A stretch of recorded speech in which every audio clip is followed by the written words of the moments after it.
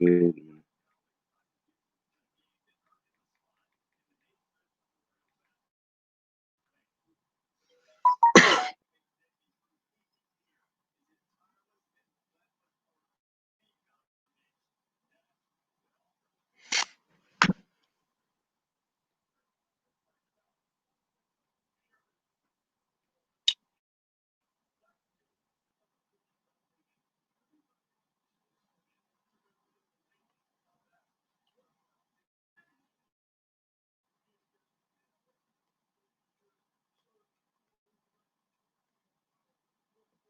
What up? What up, Sam? Was good.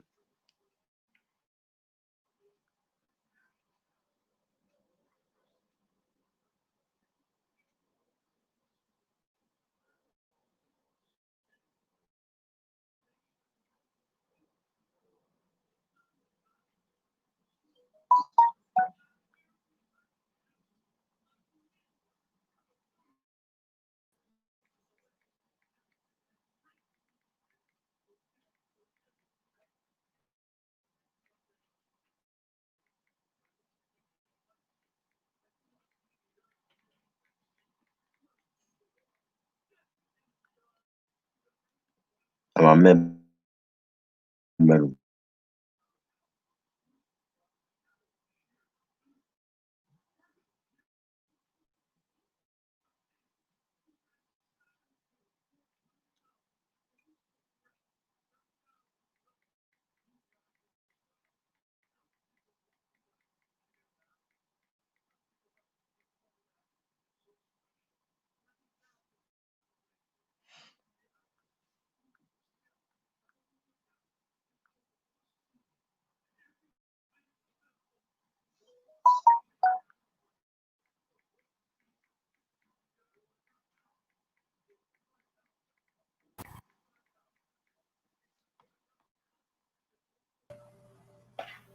What's Yeah, up?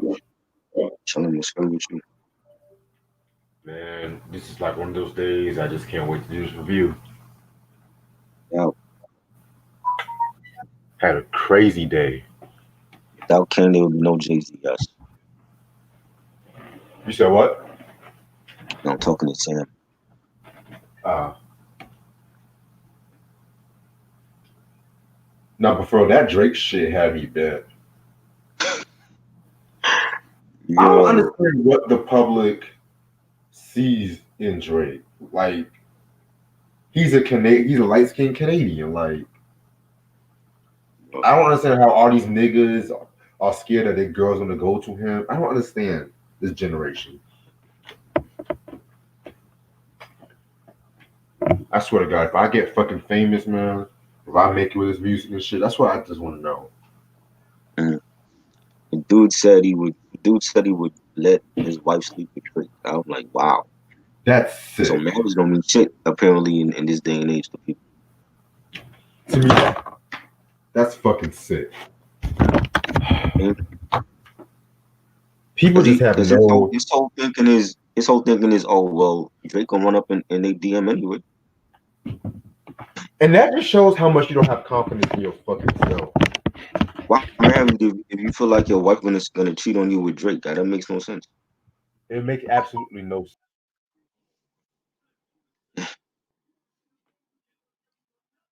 Crazy, crazy.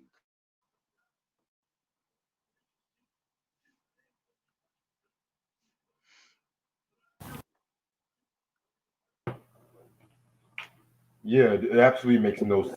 Shit like that. If I was his wife, I would leave his broke ass. All for a motherfucking feature.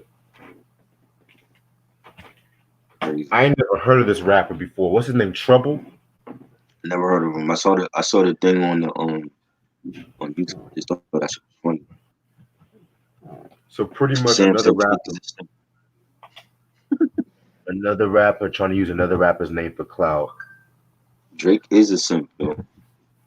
Major simp, yo. Fuck.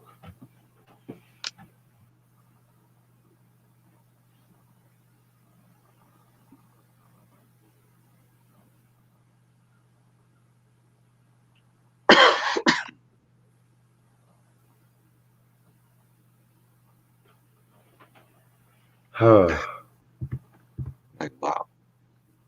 I'm trying to drop this beef episode, the first part Friday. That's my main goal.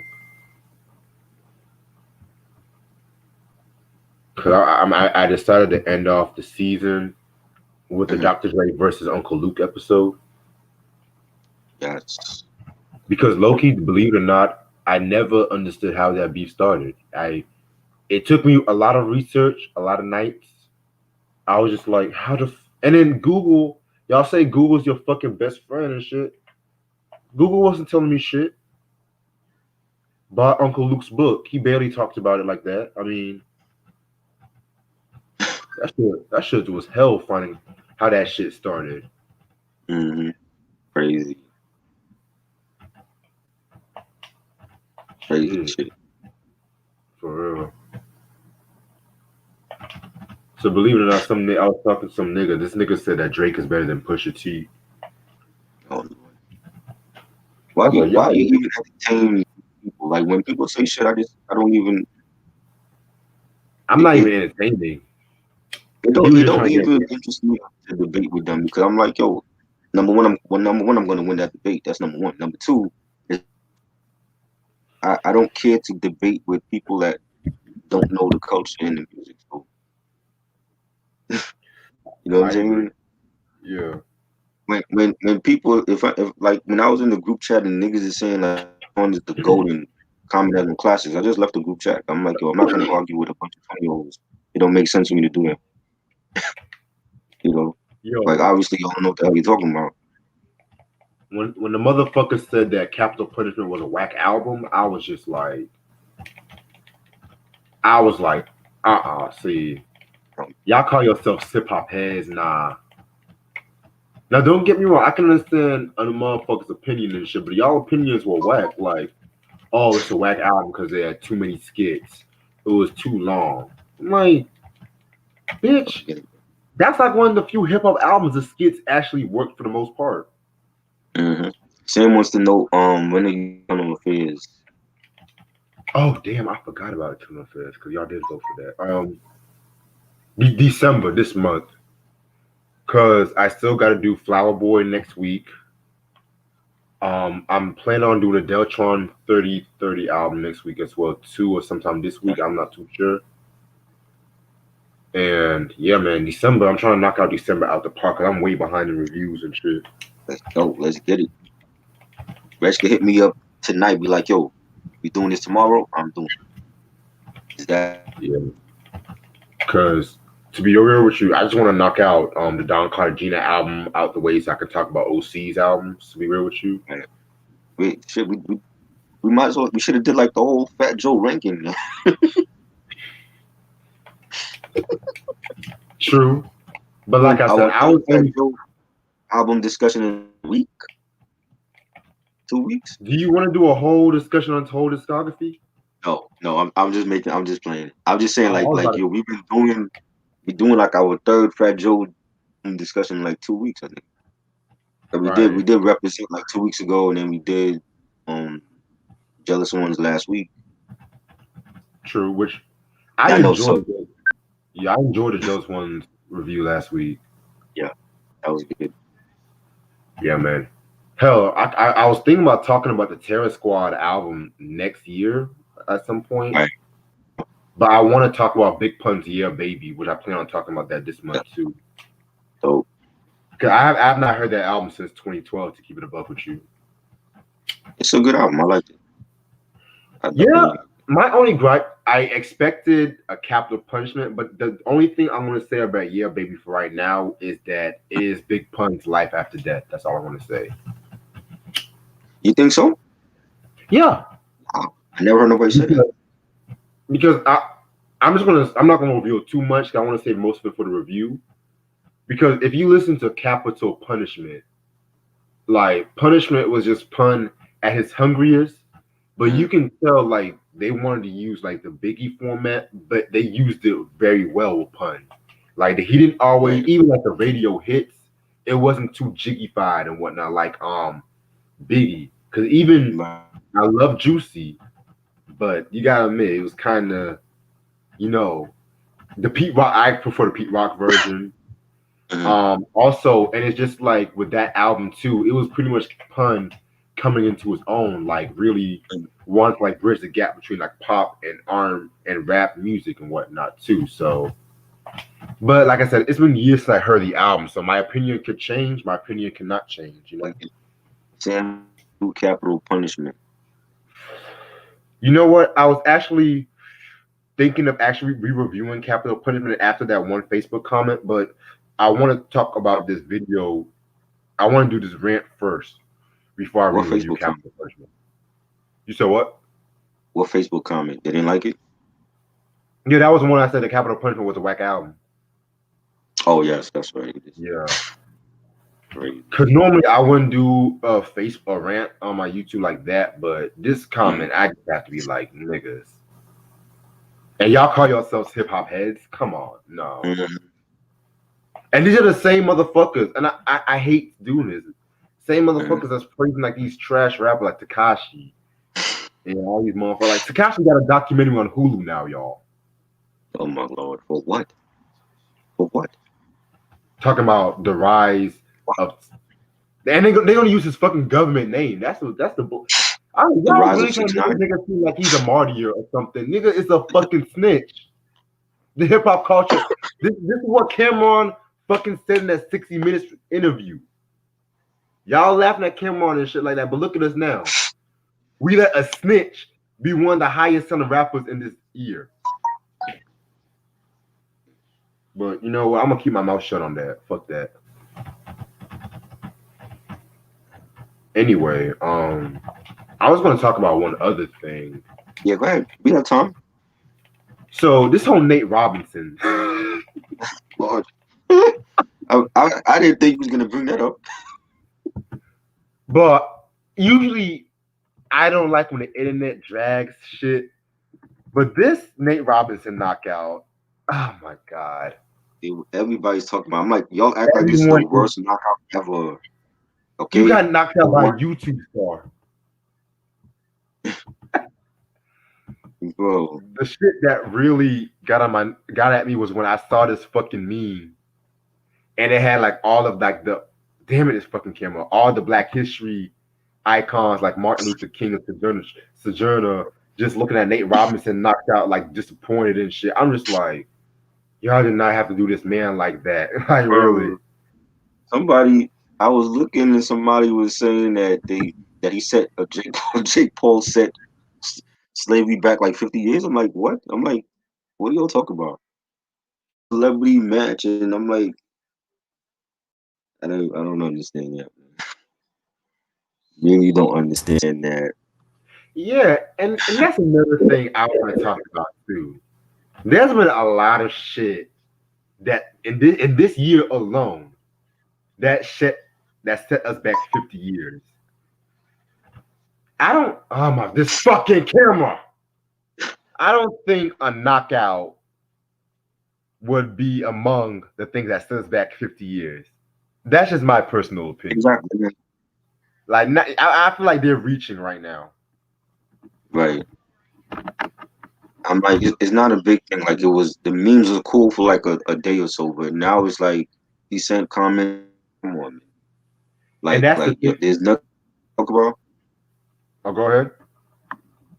I said, I'm like, there's nothing else about. Then we still talking about this knockout. I know, right?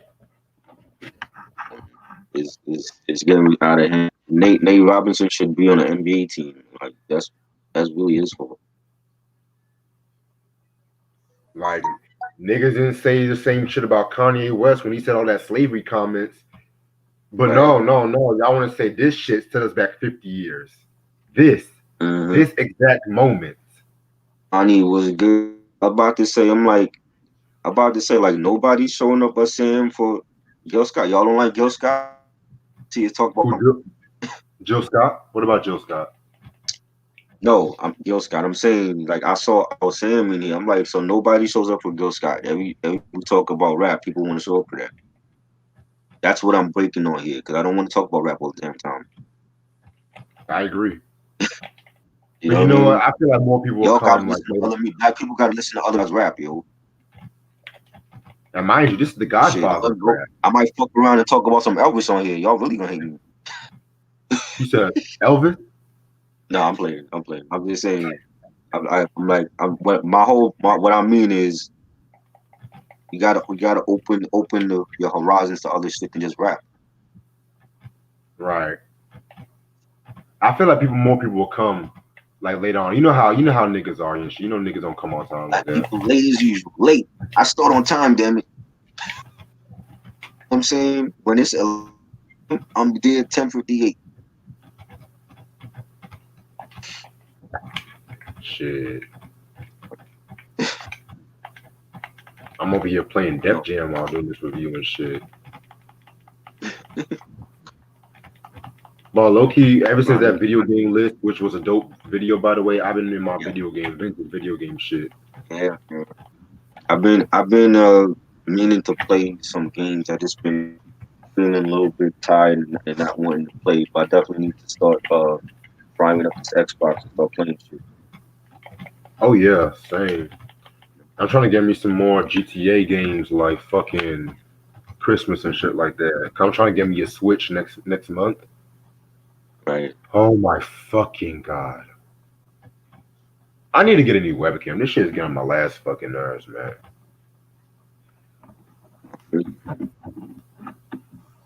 Cause this shit Miles be Davis. like boom. Fuck you mean the camera unplugged? The shit still plugged in? What the fuck you talking about? Is there a short in the wire? They sh- nah, there's no shortage in the wire. Oh, okay. Oh my fucking god. I think it's the It's either the Wi-Fi or wait. I know what it is. I know what it is. I still got my video software open for my beat episode. Let me turn this off.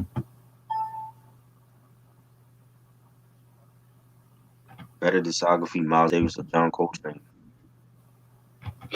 Oh, who at? Why does Ronnie always ask Ronnie, these questions? you kind of blue. Why are you blue, Ronnie? No, that's the album by Miles Davis. I'm about to say, you blue. This is the right place to cheer up at. You know, you talking about some good old Jill Scott today, Ronnie. So you're gonna be cheered up in a minute. Yeah, man.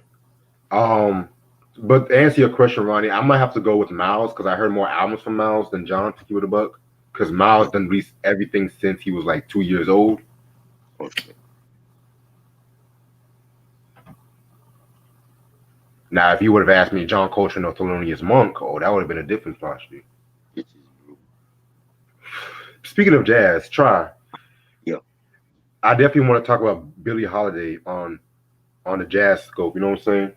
Yeah. Okay. Let's do it. Yeah.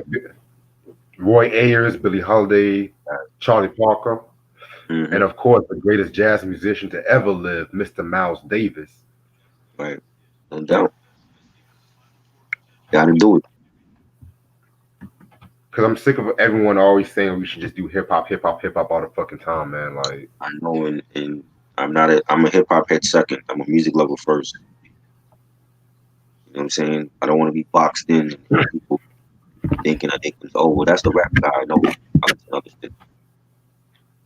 yeah, I like to describe my channel as, a hip hop authentic. You know what I'm saying? Right.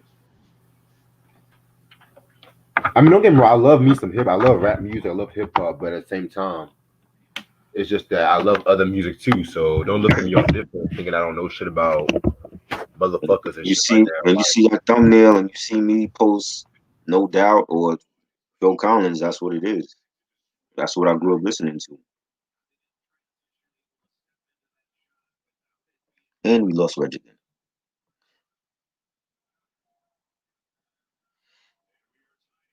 Yeah, Billie Holiday, Charlie Parker, definitely some jazz legends.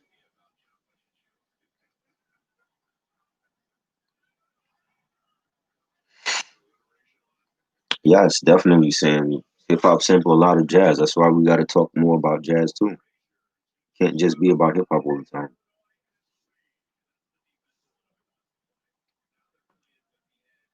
I will not stay in my lane. I refuse.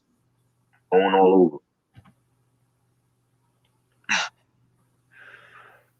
I'm trying to keep it together, but it's webcam. I'm just telling you. um, shit.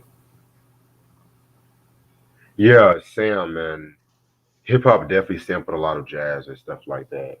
Mm-hmm. Some of my favorite hip hop tracks, man, sampled Right. jazz from like the '60s and shit like that. You know what I'm saying? Exactly. And hip hop actually grew my love for jazz too, because Mm. Right. it, believe it or not, like when I first heard on Master Ace, the song "Turn It Up" from the Sitting on Chrome album, Right. it actually introduced me to Roy Ayers. That Everybody Mm. Loves the Sunshine. I Yes. got that from Yeah, I got that from that Master Ace album. Everybody love the sunshine. Right. Love And that. that's like one of the best ways to use that sample, because I've heard motherfuckers use a sample before too. And Definitely. it's like they use it the same way and stuff like that. They use it the same way, but the way that Master Ace used that sample for Turn It Up, and how Lachey was singing that track and shit like that, it was just something that was very different. You know what I'm saying? Like that R&B vibe. Yeah, that's another album I have to talk about, Sitting on Chrome. The Roy Ayers. You said what? The Roy Ayers album. No, the Master Ace Oh, Master. Yeah. album. Yeah. Yeah. 'Cause I talked about Take a Look and Slaughterhouse and shit. I didn't talk about Chrome yet.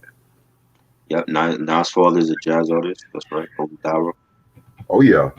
Yep. And I love that Nas song. The Bridging the Gap with him, and I thought that was great. I love that track too. And I don't feel like that song got more enough recognition. I don't know. Maybe it's because they wasn't expecting this to hear Nas with his. But I'm like Nas and his pops was on Illmatic. He was on Life's a Bitch.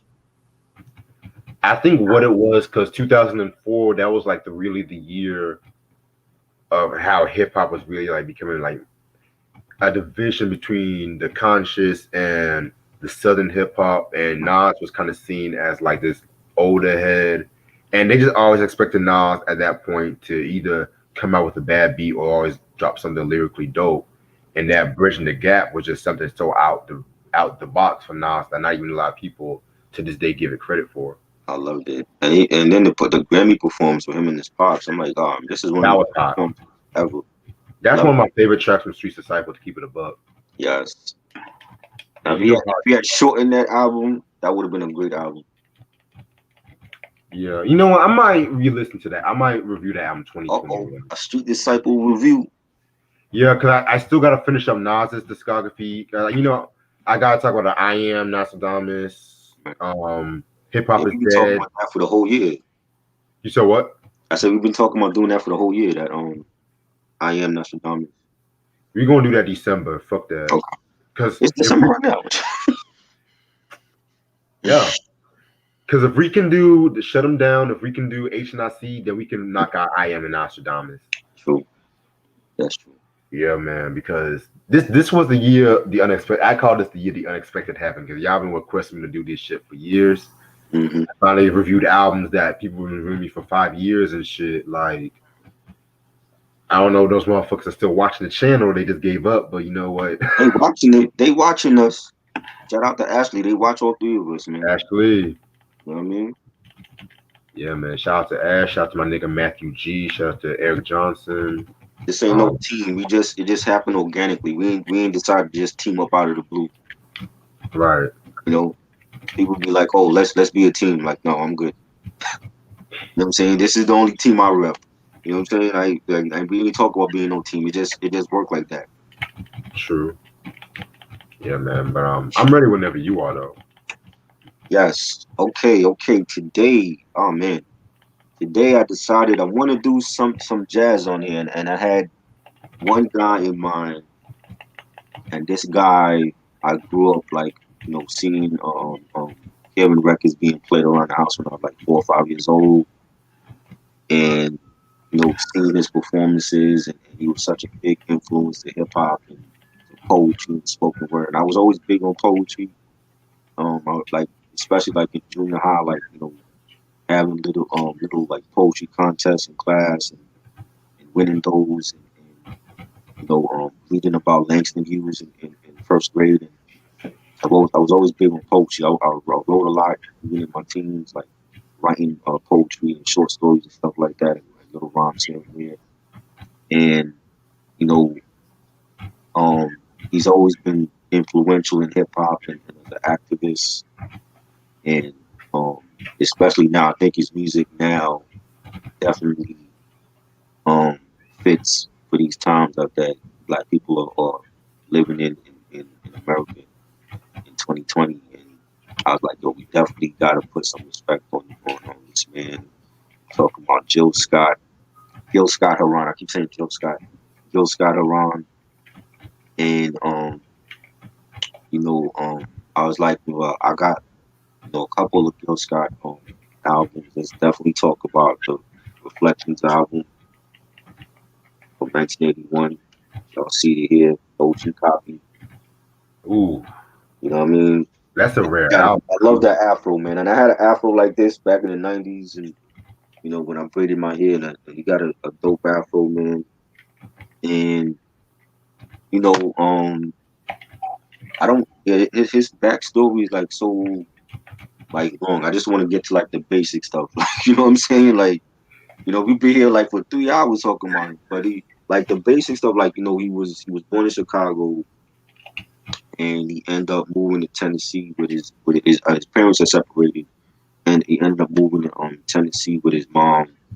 And then, yeah, I believe like when I was reading his backstory, like he had like three siblings, and when he was in Tennessee, like the school system was like treating him bad or whatever, and he ended Right. up moving to the Bronx with his grandmother. And his mother was a librarian, his father was a soccer player. Um, and he like later on, like he met up with the last poets. Um, I should know them. I definitely want to talk about them at some point. The last poets, Okay. and I feel like they were influential too when it comes to like spoken word and pop and stuff. And I think he met the last poets backstage and approached one of the members, asking them that that he would like to have a group with them, and he said yes, and that's basically how he like started as a full time artist, musician. Um, you know, it was it's a lot of shit here though. But like I said, I don't want to get all into the whole you know the background, but that's like the main thing. Like he started writing. He's a spoken word artist, he's a jazz musician.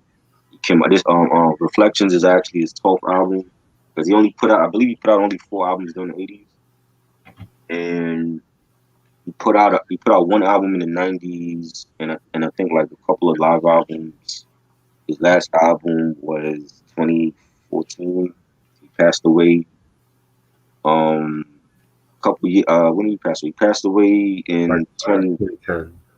2010, 2011. Yeah, one of the years. Yeah. Unknown. We still don't know what he died from. It could have been anything, but it wasn't released. So the cause supposedly wasn't released. And yeah, like I said, like just being a little kid around the house and hearing his poetry, spoken word stuff, and the music, and I was well aware at a young age of who he was and what he stood for, and just watching interviews with him and talking about um talking about Reagan was becoming president, and talking about the injustices of Black people in this country, and the inner city, and how just a lot of deep conversations, a lot of deep interviews that he had, and I felt like that was definitely when he passed away. It was definitely like a loss for not just music, but for our people as a whole. And um, he will be definitely will be missed. And even like when I was listening to this album, there was like a couple of songs I heard, and I was like, yo, like I've heard this song, rap song before. I don't know the name of it, but I know I've heard this song before, and he definitely was a legend, and he definitely did things his own way. And what was like your first introduction to Jill Scott? Oh, that's easy. So everyone should know the song "The Revolution Will Not Be Televised." Right. And you know what? That song pretty much was like one of like the proto steps to hip hop at that time too, which he's often recognized as like the godfather of hip hop by some people and whatever, because his style was definitely influential. Like if you guys have a chance and to see his unsung episode, you guys would love it. Personally, I like this one song called Angel Dust. That's my favorite song by him and shit. Like Angel Dust. Like, but it's crazy too because around this time when this album was released, jazz music was very different, like between like the late 70s to the 80s, because it was becoming like more influential with like the R&B at that time. Right. Like why you had like people like Miles Davis in the 80s like doing like pop covers on do with the jazz twist, and then you had like Roy Ayers kind of having like more of an R&B sound towards like the mid 80s and shit like that. And it was kind of no different from this album because this album was like way polished than his previous albums too. You know what I'm saying? But I can't really blame that on Gil himself because the labels at that time all of a sudden want to appreciate jazz, and they automatically even to this day would group jazz with soul and R&B, which kind of pisses me off. But that's not to this day. Yeah. Um. Yeah. This is his 12th album, and I don't think did he release any singles off here? Because I don't see a damn thing for his single. If I'm if I'm wrong, I want to say his cover of Grandma Hands was a single, but no, I think his cover of Inner City Blues. Oh, that's like Marvin Gaye. Yeah, but I could be wrong. Okay.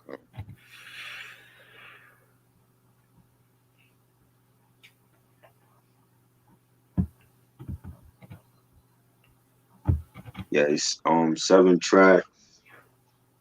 Um,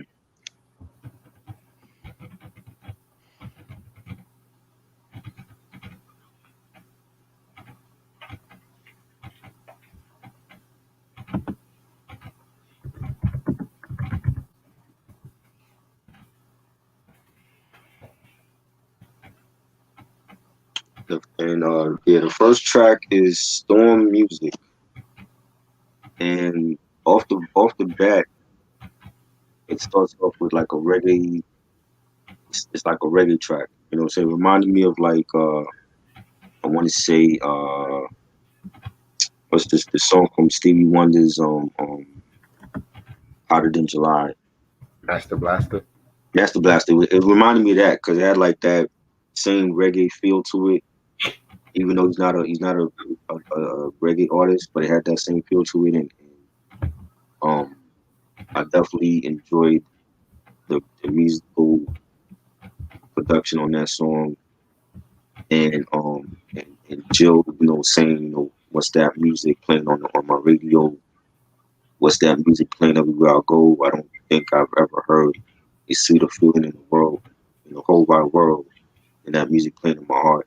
And I love the background vocals by the females on the song, and definitely a great way to start the album off. And um, that one really caught me by surprise. I've noticed his music for to be real jazzy, and then he starts off this album with like a reggae type of sound. So I definitely like that. The harmonica, the horn section as well was great. Definitely enjoyed this song to start this album off. I have to be perfectly honest with you. I had kind of mixed feelings about this track at first because I kind of felt like it was kind of reminiscent with Stevie Wonder, like you mentioned, the Master Blaster track, Right. which I love the track, but I just felt like this was kind of like the labels. Either I don't know if it was either Gills or maybe the labels way trying to replicate that sound and shit like that. However, um, definitely fuck with this song and stuff like that. It kind of definitely reminded me of stuff like Bob Marley would have definitely done around this time and stuff like that, like the survival era and shit like that. Damn it. But yeah, very very dope track.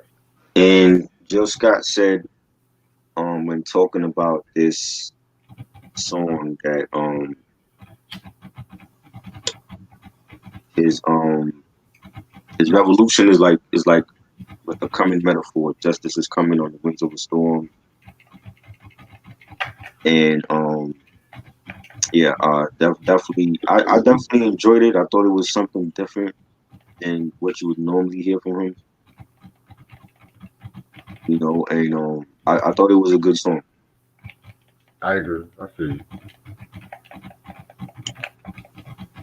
And we get to track two, Grandma's Hands,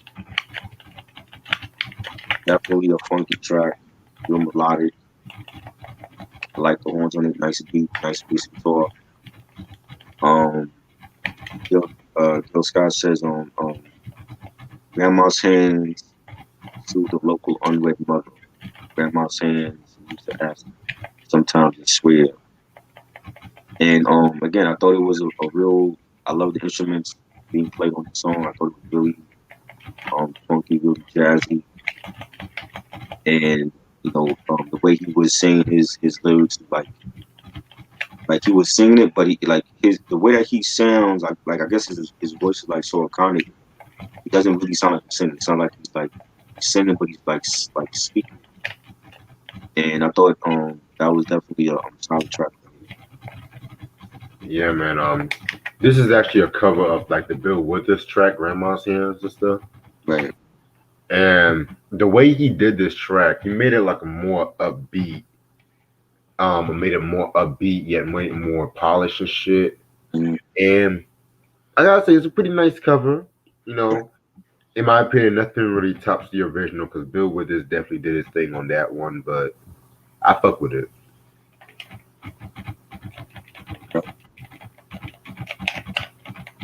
Then we get to Is That Jazz, track three,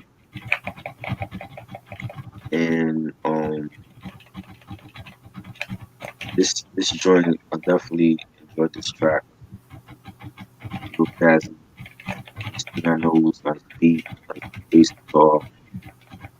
Gil Scott singing, "We overanalyze, we let others define a thousand precious feelings from our past. Whether we express love and tenderness, is that jazz." Really deep lyrics being sung by the great Gil Scott. Definitely enjoyed this track as well.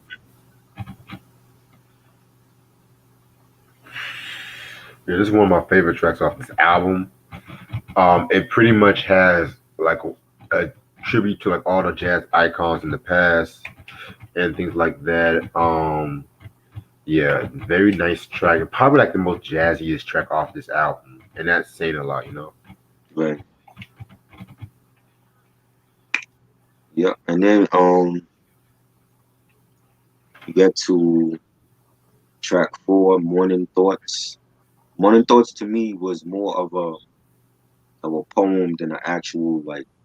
But it's a song. But the way he was saying it again, it was like spoken word, and he's like talking about what the morning means to him. And when he says stuff like morning thoughts then evolve as smiles of love and sunshine and good morning. We see morning as a new day and a new beginning with all its bright interpretive promise. And I love the saxophone being played on here. Really nice smooth groove for like the morning time. It has like that type of 5 a.m., 6 a.m. The sun just coming up type of vibe to this track. I definitely enjoyed this one. Yeah, this track right here is very nice, very jazz and soulful.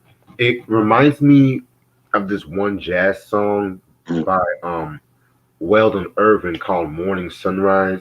And right. if you guys heard that track, that's the same track that Jay-Z sampled for Dear Summer off Yeah, Memphis Bleak's 534 album, right. which I'm sorry, but that's like the best song on the album in my opinion.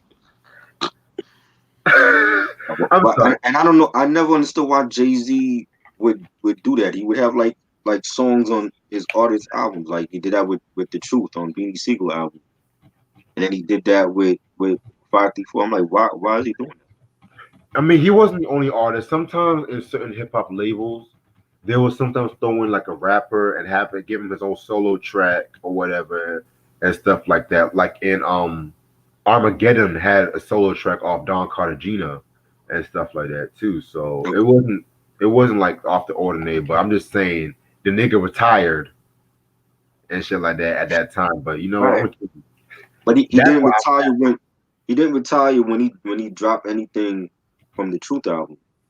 You know what I'm saying? That was what 99, 2000. The Truth came out 2000, 2001, I think. Yeah, and he wasn't retired then. And I didn't understand that then. I'm like, well, why are you? And he came out with a video for that. So I'm like, this is a single from Beanie Siegel first album. Why is he doing that? It's not like you need to. I mean, I heard people say, well, that was his way of promoting his artist, but I'm like, Beanie Siegel is a dope lyricist. He always been. I don't think you need promotion like that. I mean, Bleak to me was the weakest. I always felt like Bleak, he's hit and miss for me. Like I don't feel like he had any classic albums. He had like some solid albums, but I felt like if anything, he needed the most promotion than Beanie. You know, yeah. Yeah, I know. Ronnie said, "What you got against Memphis Bleak 534 out?" To me, I just felt like it wasn't as. I don't think it wasn't as memorable. I just kind of bored listening to it. like I see, Like, and I like that album. I like that one. I think that's the last time I actually listened to Bleak. After that, 'cause I mean, he would nothing else after that, right? I think that was his last one. I think he dropped one thing after, but yeah, He did. I know he did some mixtapes because he had a label. He had Get Low Records, then he had G to K. He had what's the other dude? I forgot the other dude name. He had a group called the Co-Defendants. yeah, I remember that. I He remember. had G to K and I mean, Calico. Maybe it was Calico. You know what's crazy? I actually we getting off topic, but I actually I used to talk to a female that was messing with G to K. So, Really? yes, this was like back in '09. Yeah, and I remember G to K was on I want to say the second Violator album when they came out with that compilation. I think he was on that second with From Master Flex. But yeah, I haven't heard nothing from Bleak since Rock before. It's been years. But yeah, I didn't understand why Jay-Z did that. But we got two. What is this track 5 in the City Blues? This is the great Marvin Gaye song, and Joe did his own cover version, and he talked about it. And he said it seemed very appropriate at the time that we did the poem back in 72, 73, during the Nixon administration. Am I reading the same? And it seemed to be a comment on what was happening to our veterans, since most veterans were out at that time. A lot of confusion, a lot of questions about what the society was turning our young folks into. So that was his reason for doing his own version of Inner City Blues from the classic Marvin Gaye album. What's going on? Love that album. Did we discuss that one? I think we did. We did that, right? Nah, we never discussed that one. Okay. Um, and it's about the ghettos of the inner city and how bleak the economy's situation would lead to someone just being fed up and just giving up or whatever. And the poem he wrote is called "The Siege of New Orleans," and he wrote that as a rendition of Inner City Blues. And I think the track is funky, just like the original one. The nice bass, the horns, and Gil Scott saying inflation means there ain't no chance, and to increase a little bit of finance bills their bills they're gonna pile up the sky and send that boy off to die. And what else he said? He says New Orleans was a changing town, and a rat a tat tat was the only sound. So yeah, I definitely think it was a nice track, and I don't feel like it beats the original, but I definitely like this poem, inspired by the Marvin song. Yeah, man. I've heard a lot of inner city blues covers. I think I've heard more any city blues covers than any other Marvin Gaye track. To keep it a buck. Right. So this one this was pretty good and stuff like that. Like I said, he made it more funkier. Keeping up with like the '80s trends at that time and stuff like that too. So the poem that he did definitely resonated well with it too. So yeah, very dope cover. Without then we get to track 6, Gun, and you know basically the track speaks for itself, and it's a real smooth, funky groove. I like the horns in it, and he talks about the philosophy in society where brutality is once or still once was and still is. Once you give up your gun, I'll give up mine. And he says you know brother man said he's afraid of gangsters messing with people just for fun. He don't want to be next. He's got a family to protect. Just last week he bought himself a gun. And I definitely think like it's a timeless track and everybody can resonate with what he's saying on his song even now in 2020. So definitely enjoy this one. Yeah, Gun, pretty vintage. Gil Scott Heron, if you ask me, has like a very funky yet confrontational tone towards it. Just giving his thoughts about gun control. Basically, just watching out who you give a gun to because mentally somebody will get a gun and they'll just think that shit's a fucking toy. Then boom, somebody always gets hurt. So very very dope track, and I love the bass of that song too. So Then we get to last track, track 7, B movie. There's a lot going on with this song. A lot of people feel like this is the best song on the album, and it's 12 minutes. It's a 12-minute critique of Ronald Reagan back when Ronald Reagan was then the president of this country. I remember when he was when I was a little kid, and I remember my grandmother can't stand him. And I remember he was responsible for the crack on the streets and seeing empty crack vials on the floor in my neighborhood. That was an everyday thing. Coming home from school and seeing that. mm, And and Gil Scott just definitely put Reagan on blast with this one. And he said, I remember what I said about Reagan and I meant it. He acted like an actor. He was Hollywood. He acted like a liberal. He acted like General Franco when he acted like governor of California. Then he acted like a Republican. Then he acted like somebody was going to vote for him for president. And now we act like 26% of the registered voters is actually a mandate. So it's like broken up into like 3 different parts. That's why it's so long, because it's like it's a verse, then it's a poem, then it's like an actual like song all in one. And in the poem, he warns that there are powerful people whose agenda it is to take away your freedom. And there's a lot of shit. He said the first thing I want to say is mandate my ass. And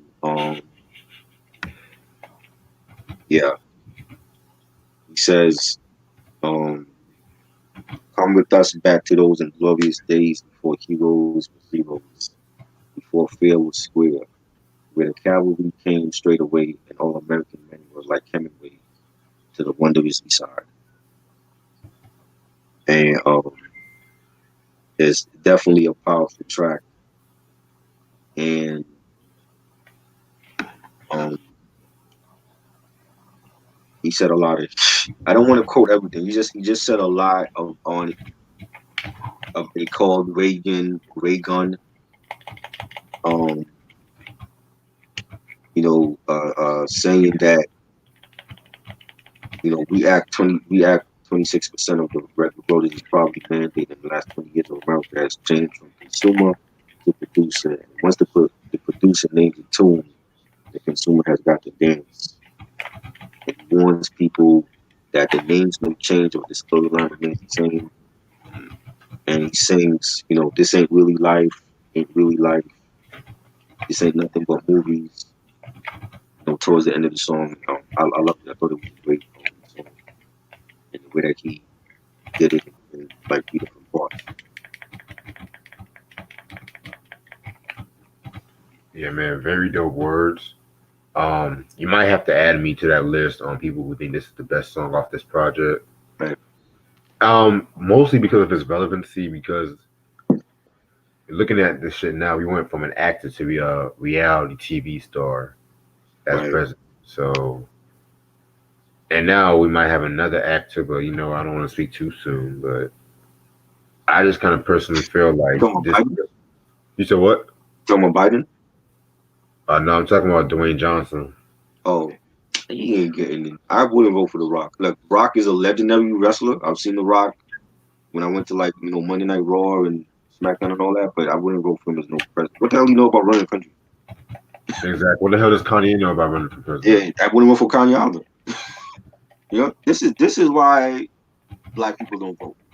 This is why, Exactly. because when you look at the options, what options do we have? What a fucking uh oversized wrestler, well, actor that used to be a wrestler, and then we got what's the word I'm looking for?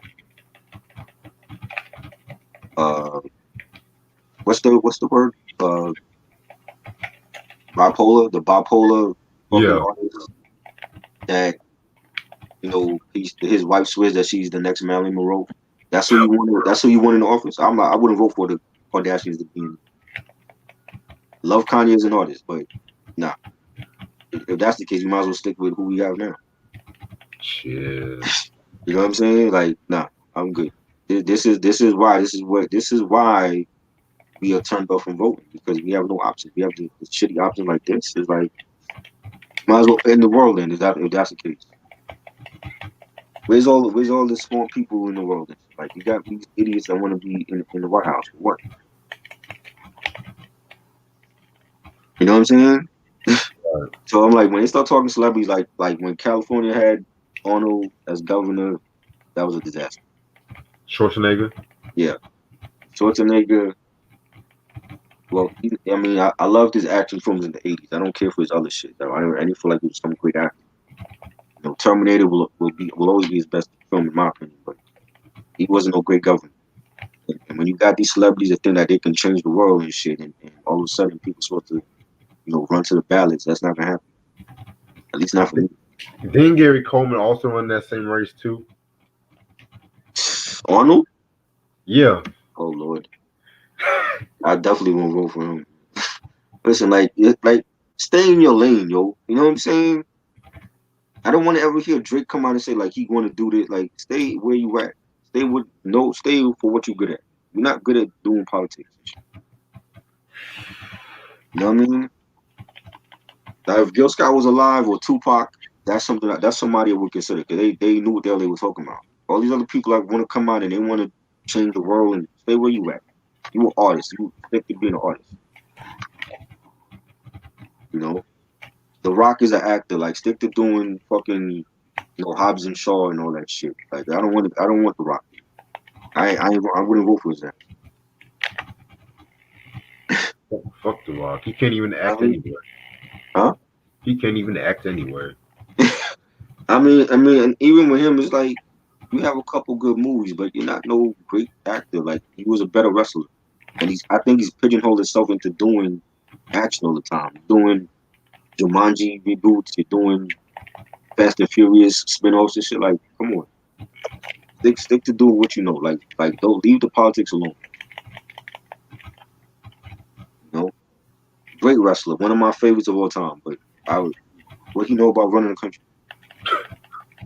You know what I'm saying? Like, I don't get that. But you know, I have to agree with Gil Scott. Like, he definitely um ripped Reagan a new asshole, and you know that's basically what the people felt about Reagan at that time. Reagan wasn't no great president. You know, the Cuban Missile Crisis and all that, he was responsible for all that shit. So let's not pretend like he's some artist, some great person. You know, it's crazy how people they prop these presidents up, though. Jimmy Carter and Nixon, and what the hell they ever do good for this country? Didn't Jimmy Carter have an issue with a bunny rabbit or some shit? A bunny rabbit? I don't even know, man. It's like, you know, Obama was in office. They couldn't wait for Obama to leave. If he turned on MSNBC for his whole term, it was always something negative about Obama. Like they couldn't wait for him to go to bring I fucking remember Trump. the days. You know what I'm saying? To bring Trump in there, and you see what the fuck Trump did. You know what I'm saying? Like this is why people are turned off from voting. Like, ooh, what are our options? We have them. You want to talk about The Rock and Kanye voting? Who's gonna vote for them niggas? Poor misguided figures is who's going to vote for them. I don't get it. I just think, you know, when are we gonna have somebody that's actually good at being a president? You know what I'm saying? And if there was anybody, they're dead already. So, you know, Kennedy gone. You know what I'm saying? Clinton out. You know, I don't know. I hope Biden do his thing. But, you know, if he don't, then you'll be talking about these fools in the next couple of years. The Rock and Kanye. That's who people want to vote for in the election. A wrestler versus a bipolar artist that lost his fucking marbles years ago. I'm definitely not gonna be at the polls. I'll tell y'all that right now, 4 years ahead of time. Y'all will not see me. If that's all we got, y'all will not see me.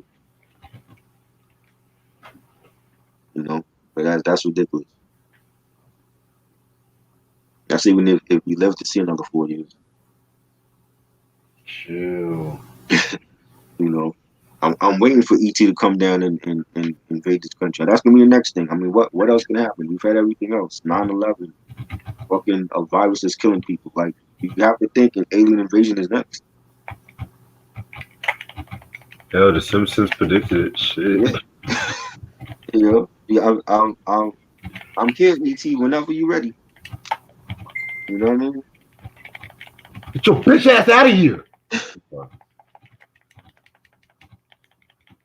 Yeah, he didn't care. He didn't care about all that. Reagan wasn't no great president. Like, you know, why we salute these people? Reagan, Ron, and Nancy. What they do? That was so good. All Nancy Reagan did was appear in an episode of Different Strokes, tell kids not to do drugs. What they get? It's like it's amazing how America has propped these people up like they're important people. Nixon and Reagan and Bush. What the fuck did they do for this country? That was so great. But then you have people like Tupac Shakur who gets fucking Exactly. recognized every fucking day, and his Exactly. legacy gets ruined. You sit there when Obama was in office, and they did that because he was black. Let's be a buck about that. You know what I'm saying? They didn't want him to do anything. He basically had his hands tied behind his back. Like they don't salute him, but they salute Ronald Reagan. For what? His fucking name is 666. That's the name of his book. No, His first, middle, and last name all Oh, have 6 letters. that's the devil right there. Shit, what does that tell you? 666. What up, Q? They didn't do nothing great for these people. Didn't do nothing great for this country. I don't understand why people look at them like they sold their historical figures. So what? What did they do? They just fucked up the country more. What did they do that was so great? I agree. I think they need to totally change the constitution. Change like it shouldn't be no more elections. Like once you get that one person, if you can get that one person that can actually do some change in this country, you should stick with them. It shouldn't be every 4 years you get somebody else. So somebody new could come in and fuck up the country. That's what the country wants. America, it's like America's a fucking laughing stock. Crazy. It's like sports. Like you have a coach like Greg Popovich with the San Antonio Spurs. Greg Popovich has been there for over 20 something years, and they've won titles with him. They're not trying to escort him out to bring in a new coach to change the culture of that organization because he knows how to win. Every year they end the playoffs or contending for a playoff spot. You know what I'm saying? That's how they need to do it for the government. They need to like change that whole rule of like, yo, if we from now on ain't gonna be no more elections. We just get one person, and if they're good, we stick with this person. And we wouldn't have these idiots in the White House like Trump. You know, Bill Belichick has been with the Patriots forever. Won Super Bowls with Tom Brady. They're not quick to escort him out because after Tom Brady leaves, like, oh well, you got to get rid of this person and get somebody else to run the Patriots. They don't do shit like that because when you know how to win, you know how to win. They're gonna stick with you and they're gonna ride with you until the wheels fall off. Not this country, no. Every 4 years, let's bring in somebody else, let them fuck up the country more and more. I don't get it. So if Biden don't do what he's supposed to, who's after Biden? So we're gonna have the only option we have is Kanye, and The Rock. Hell No, no, I'm not being no vote. no, Kamala's gonna be the president after Biden. Biden. They're talking about Biden dies or after Biden. So where's this Rock and Kanye thing coming from? Because The Rock been announcing he's running for president for like 2 years now. So he would run against the female Maybe. and Kanye, and they expect to win. That's crazy.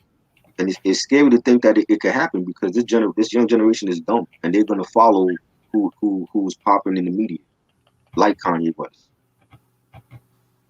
You know what I'm saying? Or because they went to see a Rock movie. Oh, let me vote the Rock in as president. I just saw another reboot that he did. You know, I saw Hobbs and Shaw Part 4. You know what I'm saying? Like I don't understand that. You know what I'm saying? I think that's how Schwarzenegger won because of his popularity as an '80s action star, and they went ahead and made him governor. And look what did he do for California? He fucked them up. Mm. You know what I'm saying? Oh, let me vote for Arnold because Terminator was my favorite movie. What? Why would I ever do that? What do you think about this album, Reg? Did you give your thoughts on B movie? Yeah, I said I love this. My favorite track off the album. I think this was a great album for 7 songs and definitely um real jazzy, real melodic grooves. You know, you had your singing and your spoken word by Gil. He didn't do a lot of spoken word to me on here. Like he did some of it, but he sang. Exactly. Huh? I know. That's why I say exactly. Yeah, like he sang more on this album than actually spoken word. But I definitely think it was solid. I love the instrumentation on here and his messages of inner city poverty and the president and talking about morning what the morning meant to him, stuff like that. Definitely enjoyed it. But to me, it's a great album. Definitely gonna give it 5 mics, but a 7-track album. I definitely need to hear more of his stuff. I'm not familiar with all of his albums. This one I wanted to talk about because I like the album cover. I like the songs on here. And, I believe it is still in print on vinyl. The CD I think is out of print. I think on CD is out of print. But all the collectors, y'all know what to do. Check, hit up Discogs and eBay. You definitely will have it. Shoot. I personally think this album's pretty good for the most part, What's your rating on this album? I'll give it a 4 out of 5. Okay. Yeah, I definitely think it's pretty good. Like I said, I'm not like the biggest, 80s and the jazz fan like that, unless if it really hits me and stuff. But for the most part, it's like it says good. Not a lot of poetry on this album. It was more R&B, but at the same time, you'll find something to like in this. So I'll give it a 4 out of 5. Okay. So I was thinking, yeah, I might do like a top 10 underrated diss tracks. Ooh. Top 10 is there that even that many underrated diss tracks? Oh yeah. Are you talking about subliminal, or you talking about like people actually making diss tracks? People actually making diss tracks. Okay. I can't think of too many that was underrated. Drew Down's Mr. Buster on Too Short. Okay. Roxanne Shantae's Big Mama. Oh yes, we know. We talked about that with the MC Light review. Oh yeah. Because she had that diss song and Ain't No Other. Right. Fucking J. Rue the Damages One Day. Yes. And again, most of these songs, I have to remind people, we didn't have the internet back in the 90s. So a lot of this history about these, I mean, it's true because a lot of these songs I'm hearing about for the first time, that this one was going at this one. We didn't hear about that back in when One Day came out in was that 96? When that album dropped, After the Math, and this is stuff that I'm hearing about now after all these years. That One Day was about Bad Boy and Biggie. I'm like, wow, I didn't know about that. Shit. The Game, My Bitch. Who was that? 50? That was aimed at 50, Jay-Z, and Suge Knight. Well, we know about we already had the internet at that time. We know about they big publicized beef and the whole Hot 97 shooting and all that. Oh shit. I think Capone talked about that too when he was on the Talib podcast, like because CNN had that shootout at Hot 97 with Junior Mafia, and he blamed Hot 97 because he was like they were publicizing that shit, that beef between Junior Mafia and CNN, and then the same thing happened with 50 in the game. Oh yeah, that's what the radio does and shit, man. Yeah, he blamed them for that. So we know about that shit. You know what I'm saying? I'm talking about like the beef from the 90s and before then. Like, you have to wait to get on the internet to hear about that shit. Some of it I already knew, like KRS One and MC Shan I knew about, and of course Big and Pac. But like the actual songs, like the J. Rue song and MC Light song, like we didn't know about that back then. That's something that I found out later on. True. I'm a really fuck your mind. Ultramagnetic MCs plucking cards. Who's that against? Native Tongues, Kumo D, LL Cool J, Nikki D, Moni Love. What? Yeah. Everybody? Native Tongues got beef with Ultramagnetic MCs? See, Kool Key didn't really have a lot of beef with these rappers. He just did this shit just to do this shit. But he did have beef with Mo D over some shit. Mo D got beef with everybody. He had Mo. I see the LL one I knew about because that was such a publicized thing. I'm Team LL, man. Like Mo D was cool, but I wasn't big on Mo D. I was definitely big on LL. Like when I Need a Radio drop, and then when I saw him in Crush Groove, you know what I'm saying? I was like his first ever movie that he ever appeared in, and the rest is history. Mama Said Knock You Out. The very first CD I ever bought was Mama Said Knock You Out. Right. And LL is a legend to me. Like Kumo D definitely is a legend. I saw the unsung Kumo D episode, and he talked about how people don't like it. A lot of people didn't like him because of like he talked reckless, and I think that rubbed people like the wrong way. Yeah, because Mo D, man, he don't give a fuck. Like to Hmm. me, I kind of over the like past couple years, I kind of grew more influenced by him Mo D style and stuff like that because he was like really one of those first cats from like the '80s, early '80s that was doing that lyricism Right. shit that didn't really become popular until like a decade later and stuff. And you But have to have a mouth on you to wear like ugly ass shades like that. So, um, you know, I always thought he was blind because back in the day, blind people used to wear those shades. Like for oh, real, yo. Back chill. in the day, blind people used to wear those shades. I was like, yo, is he blind? I never saw his face until like I went to like the '90s. I might have seen his face or something or 2000s. He always had the shades on. So I'm like, well, I always thought he was a blind rapper. I'm like, is he blind? Because I never see his face. On all the album covers, he have the shades on and all the videos. You know, it's his performances. So I never seen it. So I'm like, oh, he must be blind. You know what I mean? But I'm like, yeah, you have to be really slick with your mouth to wear ugly shades like that. What do you think about the song Death Blow? His response to the Break of Dawn. It was to break it down. It was a great song. You know what I'm saying? And I didn't understand why it was on the House Party soundtrack. I'm like, because it don't fit with the party theme of the soundtrack. You know, when you had Lisa and Colt Jam and Full Force and Kid and Play on there, and then you got LL diss track on there, I'm like, that doesn't make sense. It's actually smart though, if you really think about it. It's kind of smart because it was not only his shot against Mo D and Ice and Hammer, but it Mm, was also like his way of making his comeback and planting the seeds right for what was to be Mama Said Knock You Out and shit, you right. know? I mean, yeah, I guess you know what I'm saying. I just thought it was like I remember when I first heard Marvelous and Not Kid. I remember hearing that song. I'm like, oh, this is on House Party. You know what I'm saying? And they did do that back then. They did have songs where an artist had a song on the soundtrack and it ended up being on the album. You know what I'm saying? But I just didn't feel like it fit on the House Party soundtrack. But I feel like that song is great.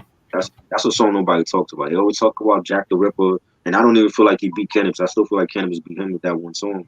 I'm like, yeah, Jack the Ripper was cool, but I feel like Second Round Knockout was Cannabis beat him with that one song. But he got blackballed by the industry because of that shit. You know what I'm saying? You know, all the radio stations and the DJs they blackballed Cannabis, and he was a rookie at that time before the Cannabis album came out. And you know, unfortunately, I thought he got wrongfully done because of that. But I think he beat LL with that one song. So I'm like, yeah, the Ripper was cool, but I didn't care for it compared to the second one knockout.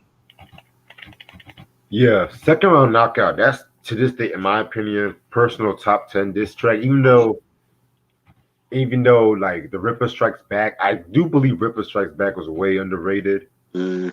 and stuff like that. Compared to the Break of Dawn, I like more than the Ripper.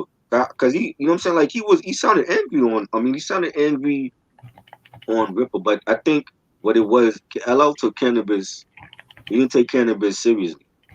You know what I'm saying? And I think he thought that when he told Cannabis to take his verse off of the 4321 remix, that Cannabis was going to do it, and Cannabis was like, "No, I'm not doing that shit." You know what I'm saying? And I think that's when LL and when LL heard that second round knockout for the first time, I think that's when he started to take Cannabis seriously, and he almost went into like it's almost like with Jay-Z and Nas. Like I felt like Jay-Z woke up a sleeping dragon with Nas. You know what I'm saying? Because before that, nobody was going at Nas. Jay-Z went at Nas and he woke him up. Comega was. Yeah, but I mean, yeah, but he's always been underrated here though. That's you know what I'm saying? Like he's been underrated where nobody even talked about that. But when Jay-Z was already at the height of his career when Blueprint came out, and he woke up Nas with that takeover, and Nas sounded his most angriest on Ether, and I was like, yo, Nas killed Jay with that song. He ain't got to go back in the studio and do no rebuttal song, nothing like that. Jay came out with Super Ugly. Nobody even cared about that song. You know what I'm saying? But LL didn't take cannabis seriously, and when he heard Check on Knockout, and he said, "Oh shit, I'm in trouble. Let me go back to my pen and set this rookie MC straight." And he was mad, but I felt like to the Break of Dawn was even better than that chapter with the song. Yeah, to the break of dawn. That's in my personal Yeah, opinion. Way more. The way he just dissed three MCs in each right, verse was unheard right, of at that time. right. And he's been dealing with that Kumo D beef for a long time. You know what I'm saying? My So per- like, so I oh, feel go like ahead. I'm like, yo, just put the nail in the coffin already with Kumo D. Like it's becoming like a wrestling feud where you have like Hogan, not Hogan, like you have like Cena versus Edge, and that feud ran too long. Shout out to Renzo, he's still here. I mentioned a wrestling reference here. But low key, to be quite honest, his verse at Ice T was my personal favorite on To the Break of Dawn. Yes, This yes. this nigga called him a raccoon. I took the cover right home to the he, bathroom. Like, he said my old gym teacher ain't supposed to rap. yeah, Like, that was that hanging. yo, yeah, that's they don't even mention that this song. I'm like, how do people forget about that song? That song was great. To be honest, you know what I think it is? Because niggas always think LL is just a lovey-dovey rapper. Mhm. Which, let's be real, he did kind of start that. He did make popularize that, but when a nigga is in the battling mode, he's focused. Like Right. niggas don't talk about Jack the Ripper, the first diss track Mhm. against OG. Niggas don't talk about the breakthrough, which was against MC Shan and shit like that. Like niggas don't talk about that one, but they always talk about, oh, I need love, Mhm. oh, doing it. Well, I was like, okay, but y'all motherfuckers want to battle LL. And he mentioned them again on the Ashatra remix. What the fuck that I conquered the Yeah. world, crush Modi, Hammer, and Ice T's curl. Yeah. Woo! You know what I'm saying? I'm like, yo, that's a great collab, yo. But you Great know, collab. You have Foxy Brown first appearance on Wax with Prodigy, rest in peace, Prodigy, and Fat Joe, Keith and Murray. That's a classic collab. yeah, I'm actually gonna do a beef episode on the I Shot shit because a lot of people, you know, because he was going after Pac on the original version and shit, Right, and Pac and Keith Murray almost ran up in a club and shit too. right. That's right. Go at Pac. You're supposed to do that. It's friendly competition. People forgot about that now in this day and age because everybody want to be buddy buddy or they want to be PG. Back in the day, rap was a competition. That's why the damn music was so great because everybody was competing against each other. Big Pun even said it when Capital Punishment came out. They were trying to compete with No Way Out. You know what I'm saying? Because Exactly. they heard the Diddy, the Puffy album. They're like, yo, we got to beat that Puffy album. That's why Capital Punishment is a classic now. Yeah, a classic. You know what Yeah. I'm saying? Because it was friendly competition. Everybody was coming out trying to one up the other one. You know what I'm saying? You're supposed to go at the best MC. If Pac called you out and Pac called out people by name, he called out Ella by name. You're supposed to go at the best. If he's considered the best to you amongst your peers, you go at the best. You know what I'm saying? Jay-Z was right for calling out Nas. Go at the best MC. Let's see how great you are against Nas.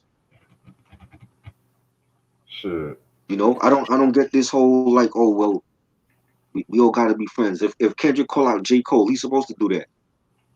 Why not? Let's see Kendrick and J. Cole or Kendrick against Conway and Benny. They considered the best, right? So go at the best. You can't What do call you yourself the best MC and you ain't battling the best. What do you think of Common's The Bitch in You against Ice Cube? That's a classic battle. Another one that's severely underrated. And because I think it's because Common was from Chicago and New York slept on him. And I feel like New Yorkers didn't really give Common props until like I used to love her. You know what I'm saying?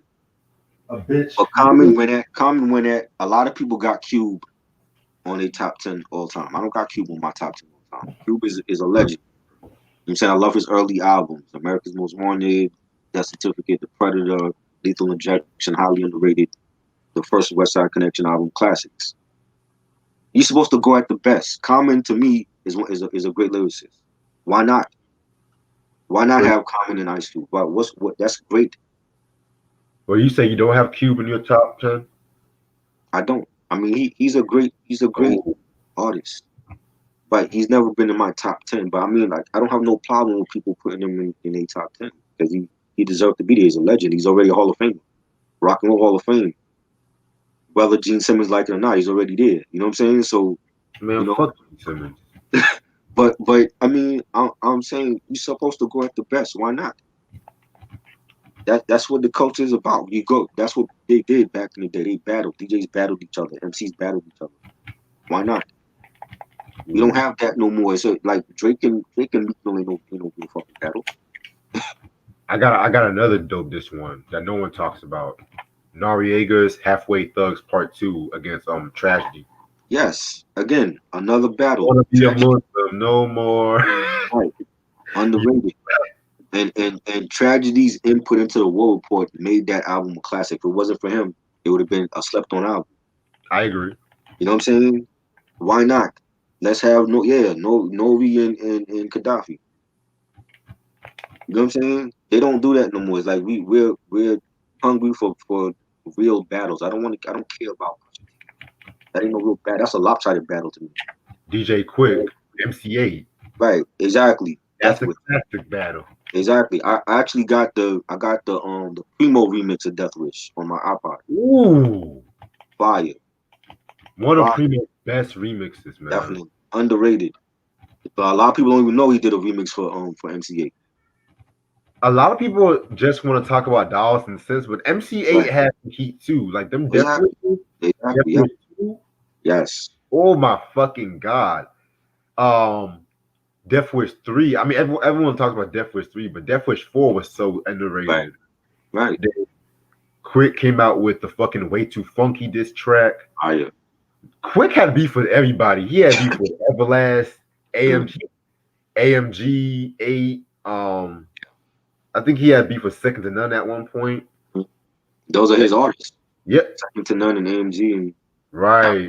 I remember those beats. But low-key, the beef with AMG, I felt like AMG started that because he felt like, according to Quick, I feel like he said that AMG got way too cocky after Bitch Better Have My Money. Shit. Another one, Tribe Called Quest and West Side Connection. Mm-hmm. Tribe Called Quest and Rex in Effect. Remember they had Q-Tip got punched in his face behind that beat. Q-Tip had to walk around with a ski mask. Yeah, and it took Conrad Muhammad to squash that beef. Wow. I remember reading that in the Source magazine. Yeah, they had it, and I heard Rex and Effect's the Hard or Smooth album. I don't remember them taking no shots at the Tribe on that album. Because they didn't take that shit on wax. They took that shit to the streets. The same way how Hammer always does it. Mm-hmm. Speaking of Hammer, Run DMC and MC Hammer had a beef. Right. That was Hammer threw shots on the Funky Headhunter album. No, he was way before that too. Before that? He had a song called Let's Get It Started where he was throwing shots at a lot of East Coast rappers like Run and LL Cool J. That's why I went at him with the To the Break of Dawn. Hammer. When you looked at Hammer shows in the back of the day, he was a great live entertainer. But up against Run DMC, you already lost. Up against Redman, you already lost. You know what I'm saying? Because I never looked at him like he was lyrical at all. I'm like, no, he's an entertainer.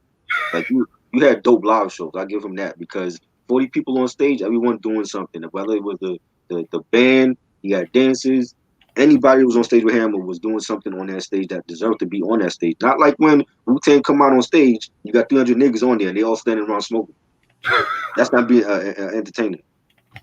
You know what I'm saying? Like, let's be real about that. You know, I've seen Wu-Tang in concert, like 300 niggas on stage, and you got non-members rapping, and the other hundreds of members are just standing there smoking and getting into fights with the crowd and shit. That's not entertaining. Hammer had 40 people on stage, and every time there was somebody doing something on it. Great entertainment. But rapping, when you go up against Redman, nah, you already lost that. You already lost. Die, you know what I'm saying? Run DMC is one of the greatest hip hop groups ever. When you go against them, you already lost. Yeah, that's why Third Base went after Hammer and shit. Right. Because MC Search, he always tells a story about how Hammer stepped to him with guns and some goons. Mm-hmm. And even the X Clan and Third Base beef, people forget about that. Yeah, I gotta talk about that one because Yeah, I heard a lot of niggas had beef with Third Base at that time and shit. yeah. Beast, I, Beastie Boys and Third Base. That beef was dope. I don't even remember that Beastie Boys and Third Base. Yeah, because that one happened because once the Beastie Boys left Def Jam, Mm-hmm. Russell was quick to sign Third Base, and Third Base had a song called "Sons of Third Base" where they went after the Beastie Boys, and that's why the Beastie Boys came out with the Professor Booty off the Check Your Head album. Mm. Wow. Well, I mean, I've always liked Third Base as well as the Beastie Boys. I feel like Third Base, because of the color of their skin, unfortunately, they got a lot of hate. You know what I'm saying? And Yeah. I always liked Search. To me, Search was the best one in the crew. Like Pete Nice was cool. I never understood his whole gimmick with like this. You sitting in this chair and when you got like a cane and You what the know fuck? what? I never understood that. This is going to be controversial, but I Wow. felt like Pete Nice was influenced a lot by Rakim with that. How? Because By the cane and stuff. Rakim in some like the earlier shows, he would just sit back and just chill out. Right. He would have people that pay attention more to the lyrics. Because I've been more of a Pete Nice fan than Search. I mean, Search was cool, but Pete Nice, he was just sick. Like the parallels of the second album, I Which felt one like have the better album? MC Search or Pete Nice? well, I have to re-listen to them because it's been years, so I can't even answer that question. To me, now to me, I think Pete Nice had the better album. Dust to Dust. Okay. I like some joints on what's the name of that Search album? Product, well, Return of the Product. But I didn't like everything on it. But because like the Beat Nuts worked with Pete Nice and Daddy Rich, I like that album more. Yeah. Wu Tang and Bad Boy. But I mean that wasn't really a big beef. Like I know there was rumors about Ghostface stole Mace's Jesus piece, and he talked about it on Supreme Clientele. Yeah, he busted Mason's jaw or some shit. Right. I remember hearing about that, and that I remember hearing about that when Supreme Clientele came out. Um, the whole ODB walking on the Grammy stage, and I mean they deserve to win. I thought Wu Tang Forever was better than No Way Out. I They deserve I to win. They got robbed with that Grammy. You know what I'm saying? Like everybody knows that. There's no shit. way in hell somebody could tell me that No Way Out is better than that Wu Tang double CD. Hell no. They had too much fire on it. I agree. Biggie and all on that No Way Out album is not fucking with Wu Tang Forever. Yeah, KRS-One and X Clan. That was a dope beat back in the day. Right. The Keras one, and I don't really know how to. I remember hearing the rumors about the PM Dawn. I don't remember how it started though. He just bum rushed their show and performed and stuff like that. But But that's a group I felt like they were ahead of their time too because people didn't understand where they were coming from, and a lot of their stuff went over my head because I wasn't. Like they were real big on religion and stuff, and throwing their messages out there and opinions and a lot of shit I didn't know what the hell they were talking about. Like when you hear a song called Paper Doll and you look at the video, I'm like, I don't know what the hell this shit mean, and I'm like 11 years old watching this shit. So you know what I'm saying? I like PM Dawn because they were different. I have their first album, but I feel like they wasn't ready for the industry yet. Like they were ahead of their time. Like if they had came out now, they would have been more appreciated now. And I said this about Arrested Development, with them too, because I feel like those type of groups got a lot of hate because they wasn't coming out like everybody else. They were on some different shit. And most of the time at that, back then when you was on some different shit, people slept on you or they gave you a lot of hate. You know what I'm saying? So I feel like if PM Dawn came out much later, they would have been respected more. I feel like they're not as a group. They haven't gotten any props. And I think I want to like definitely discuss their first album. yeah, well, to be honest, I'm not really a fan of PM Dawn. Right, But I do hear you when you say they're ahead of the time right. and stuff like that. Yeah, they philosophies and stuff on religion is real deep. Like I wasn't into that, but I love their music. You know what I'm saying? That's what I based it on. You know what I'm saying? I wasn't like if they were devil worshippers, then that would be on them. I like the music. You know what I'm saying? Like the media can say whatever they want about them. You know what I'm saying? I ain't really care about what the media guys say. You know, Eminem and Ja Rule, that was a joke. I'm like, again, like Eminem, all the beefs he had, it wasn't nothing credible. I'm like, you going at Ja Rule and Fred Durst, and I'm like, come on, man. Pick somebody. If you're gonna make a beef, go at somebody that can actually battle you. Go at Black Actually, Thought. I don't blame Eminem in that because Ja Rule did mention his daughter and Yeah, shit. So yeah, I get it. But it's like, like battle wise, I'm like, Ja Rule is not, don't got nothing for him. You know what I'm saying? I'm like, we know what Ja Rule is. You know, go at a real MC. Go at Black Thought. You know what I'm saying? Go at somebody on your level. You got battling people beneath you. You know what I'm saying? I never cared to hear those beefs like the Benzino. Like, come on, really? Benzino? Oh, you know how many diss songs he made against Benzino? I feel like he wasted beef. Like, come on, man. You know? and I always said this, Eminem never really had a legit MC on his level that he can just battle. Every Exactly. Exactly. and y'all might disagree with me or not, but every MC like Cannabis, Ja Mhm. Rule, Machine Gun Kelly, it was no competition for M. Exactly. You know what I'm saying? You battled Machine Gun Kelly. Like, really? Come on. You know? You can't picture Jay-Z doing that. Jay-Z is gonna battle the best because he is one of the best. You know? Or Biggie, and you know what I'm saying? That's what he's supposed to do. Like he's battling 50 Cent too. It's like 50 Cent now. 50 Cent on the other hand, he battling people that's better than him. You can't pick battles with Jadakiss and the Locks and think like you're gonna win. Yeah, that checkmate this track was fire. You liked it? Yeah. You know, battling Ja Rule is one thing. When you battling the Locks, you got to deal with not only Sheik but Jada and Styles. And Jada and Styles collectively or separate can beat you. So I just felt like 50 battling people that's better than him on the mic. Yo, You know. 50 was nasty. He was going after everybody. Yeah, Cameron. his personality is why he won a lot of those battles because people love that he's reckless and he's savage and he don't give a damn. So I think because of who he is and his personality is why he got over in a lot of those battles. But I'm like lyrically, I'm like, come on, now. Like Jada and Styles will kill you. You know, even Fat Joe, like Fat Joe to me is a better rapper than 50 Cent. Queen Latifah and Foxy Brown. Now you told me about that. I don't remember that battle at all. Alright, so pretty much a lot of people were saying that like Foxy stole from Lil Kim, Right. and one song I think Foxy mentioned how Queen Latifah was trying to flirt with her, and Queen Latifah came out. Yeah, Queen Latifah came out with this track. I think it was called Name Calling Part One on the Set It Off soundtrack. Foxy fired back at her. I forgot the name of the song Foxy fired back at her with, but Mm-hmm. then Queen Latifah came up with a Name Calling Part Two and shit too. So, Uh, but they squashed it though. so so so Foxy was saying that Latifah was shitting on her. Some shit like that. Yeah. I believe that though. I do. I believe that shit. Because we all know Latifah love women. So I believe that. The Latifah never actually came out and told people, right? Like she hasn't really come out and said anything. We just assumed over the years. Shit.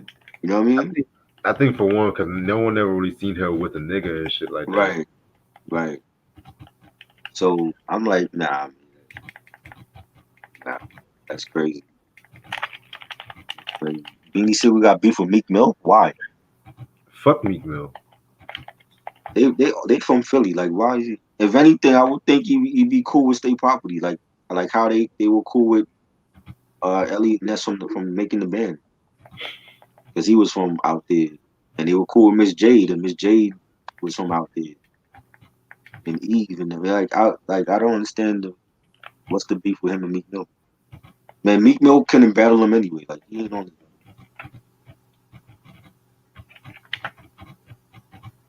Checkmate was fire. I don't remember. I vaguely remember Checkmate. That was on the Massacre.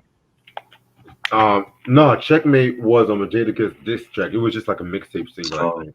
I remember he was doing a lot of, but he was going at Fat Joe hard. He did like mixtapes where like the Elephant in the Room, and we have like the mixtape cover was like Fat Joe on the beach or some shit. Yeah, He was going at Fat Joe hard. I'm like, come on, 50. Like let's Fat Joe is a better rapper than you. You know what I'm saying? he was But crying. He again, was like, because of his personality, he won a lot of those like battles because 50 people love 50 and you know 50 was even dirt. even now you see like he clowning Nate Robinson with the memes and shit like people love that about him, you know.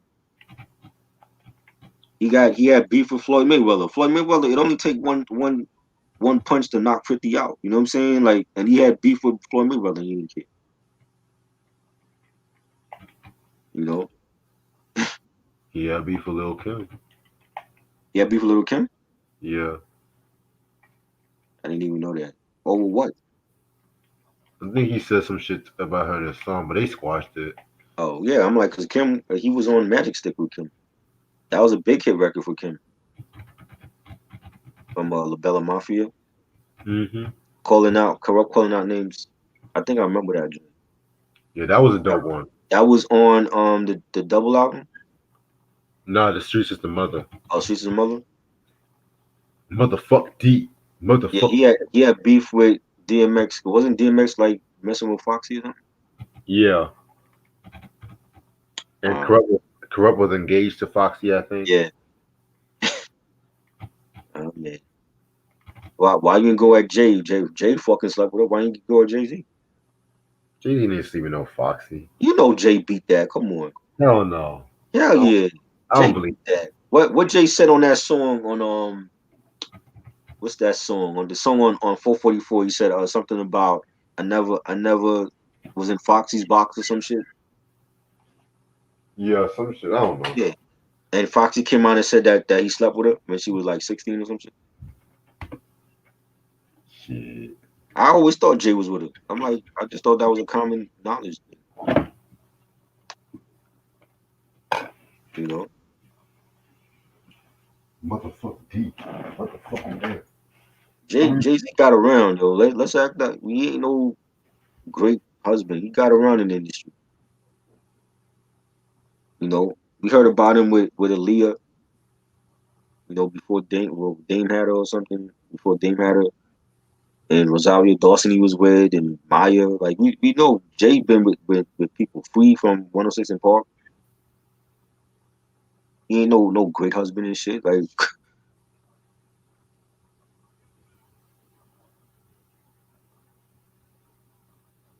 check out Corrupt No Vaseline when he went at Snoop Dazz. Is that when Corrupt was beefing with Daz? I remember when the Dog Pound separated and they were beefing with each other. I didn't hear that song though. I just thought that was stupid. I'm like, the Dog Pound beefing with each other. That was just so stupid. You know, like just how I felt like when Prodigy was beefing with Havoc. I'm like, come on, man.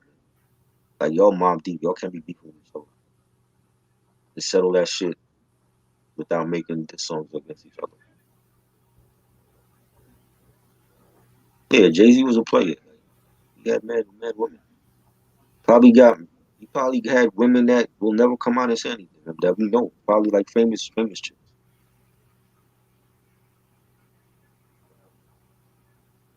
Rakim vs EPMD. I don't know about them. I know I heard about the LL and EPMD thing, but I didn't know Rakim had beef with EPMD. T.I. and Little Flip, I remember that one too.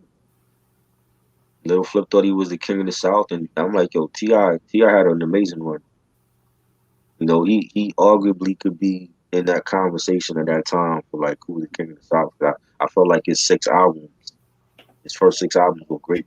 You Who's know, first albums? Ti. Oh, shoot. You know what I'm saying? And you know, even when Weezy was on that run, you know what I'm saying? Like it was Weezy, it was Ti for me. You know, Ross was doing this thing, but Ross, I think he might have been on his second or third album.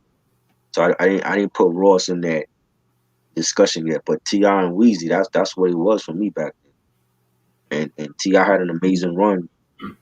You know what I'm saying? And you know, and Ludacris jumped in there, and Ludacris felt like he was the king of the South, and Luda had some good albums. I checked out after Red Light District. I didn't care for anything else after that, but um, I definitely feel like Ti can make a case for that.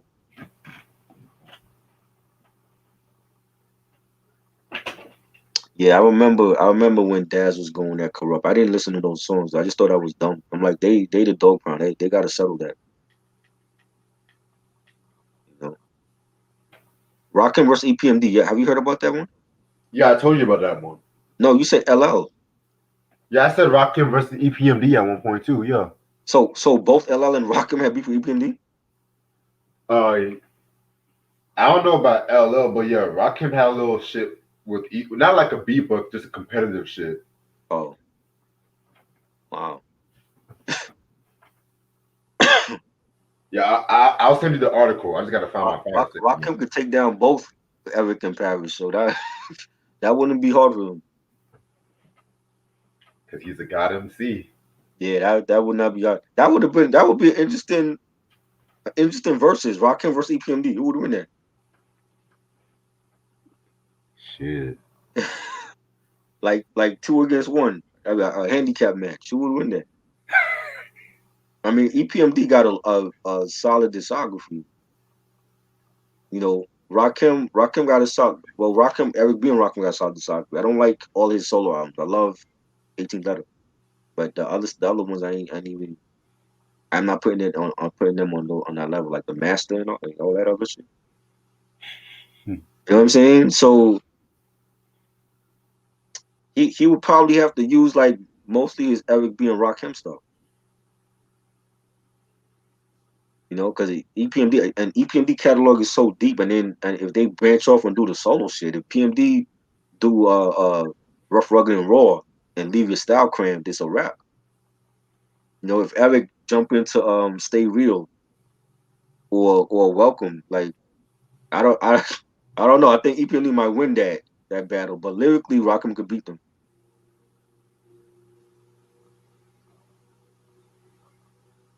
Scarface snitch nigga, but he went at 50 Cent. Scarface went at 50 Cent. I heard about that, but I didn't think it was that big of a beef. When was this? Like I never heard about that. I ain't never heard about that shit either. This had to be in the 2000s. Are you I never Scarface? never heard about that. What? Why? How did Scarface have beef with 50 Cent? What did 50 Cent say? That's what I'm trying to figure out. That's crazy. I never heard about that. You remember Corrupt and Daz beefing, Yeah, and Corrupt made no Vaseline version for himself. I ain't never heard that no Vaseline, but I That's what got. Ronnie said. He went at Snoop, Daz, and Superfly. I Oh never heard that. But when I remember hearing about Daz and Corrupt, I didn't pay attention. I'm like, I just thought I was dumb. I'm like, they're the dog pound. They're gonna get over that. It's like Prodigy and Havoc. They got too much history together to not get over that. wow. When Prodigy and Havoc was beefing, that was sad. That was just stupid. I'm like, come on, man. Y'all need like, where's Alchemist? Alchemist need to step in and bring them together. Like you basically part of Mobb Deep now anyway. So you know, it's like that's how I feel about like Wu-Tang. Like when they still beefing. Like when you God went on Vlad and he's talking about RZA and Raekwon got beef with him. Like, come on, man. Y'all the clan. Y'all had too much success together to not squash whatever it is that y'all mad about. Jamie Foxx and LL Cool J had beef. I remember that. I was from the Any Last Given Sunday. Yeah. I remember hearing about that. That's all ego. That's ego shit. You know how LL is. LL was probably talking shit and being egotistical on the set, and Jamie, you know how he is also, and they just came to a fight. I could definitely believe that. I'm like, yeah, I believe that shit. I remember hearing about that when that movie came out That's funny. around 03, 04. I don't even remember that. Scarface and 50 Cent.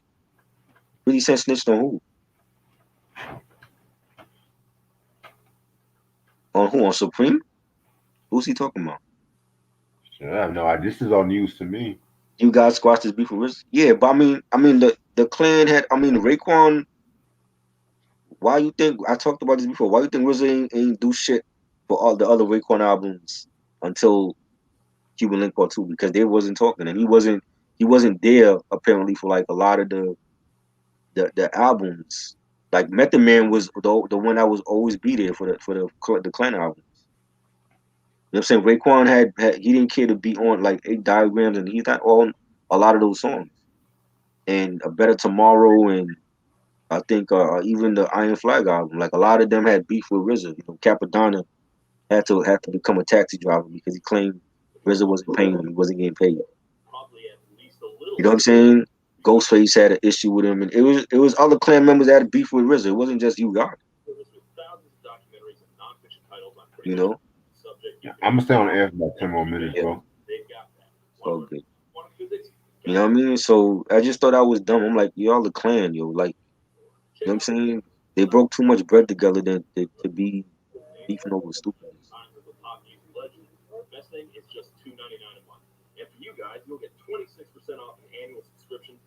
Yeah, Lil Wayne had beef with Jay-Z. I heard about that. I didn't really pay no mind though. I think they wanted to make that a big thing, but Lil Wayne and Jay-Z, Eminem and Mariah. Eminem said he slept with Mariah. I believe that shit. I definitely believe that. Yeah, 50. Yeah, we know about 50 snitching on Supreme. What that got to do with Scarface? Like you in Houston, what the hell that got to do with you?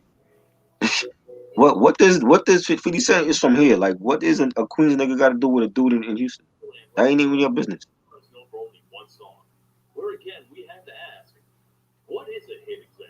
That's why I didn't even hear about that shit. I'm like, what's Scarface?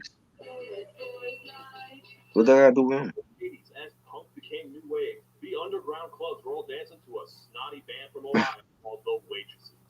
Crazy.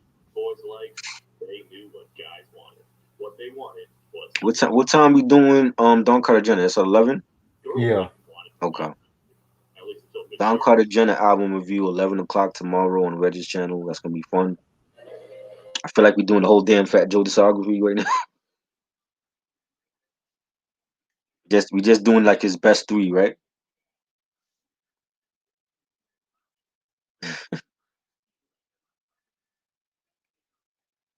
I remember the Lil Wayne and Jay Z thing. I mean, that wasn't really big though. That wasn't really a big thing though. Like, he might have took some shots at him. I'm like, Weezy ain't fucking with Jay. You ain't got the bars like Jay. The catalog maybe. Jay Z and Lil Wayne versus battle. That would be interesting. What you think? That'd be an interesting battle.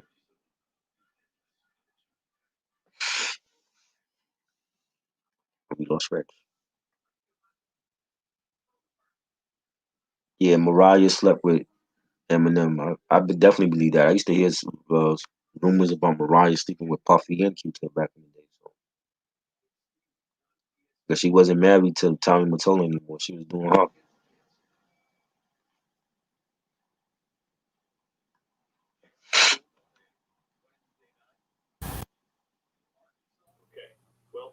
Reg, what you think about Weezy against Jay Z in a battle? You said what? What you think about Weezy versus Jay Z in a versus battle? Carter versus Mm, Carter. that's a good one. That's a good one though. Cause Weezy got the catalog now. He got the catalog. I just don't feel like he better than Jay Z lyrically, No, he's not. but he got the catalog. That'd be interesting. That's the type of battle Swizz and Timbo need to come up. They drunk asses talking, doing fucking Gucci Man and Jeezy. Like, come up with the real battles people want to see. Stop sipping that wine and give the fans what they want. You know, like Nas is not the only one that could battle Jay. Like Weezy could be a good contender for him.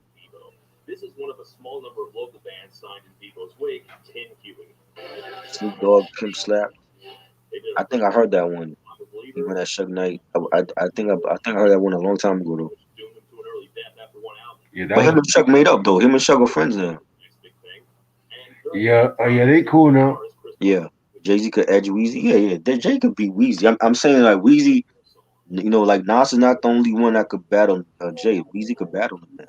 'Cause his catalog is extended now compared to like when they were battling. It was like '07 they were battling, '06 or some shit. Yeah. Yeah, I mean, even though like some of his recent albums I don't care for, but he have the catalog now. He got a lot of big hits and features. Snoop Dogg shit I heard. I didn't really care. I'm like, you going that Suge Knight. Why you didn't do that shit when he was actually at Death Row? That's a good question. You know what I'm saying? I mean, I used to hear rumors that Suge Knight used to punk him and shit. You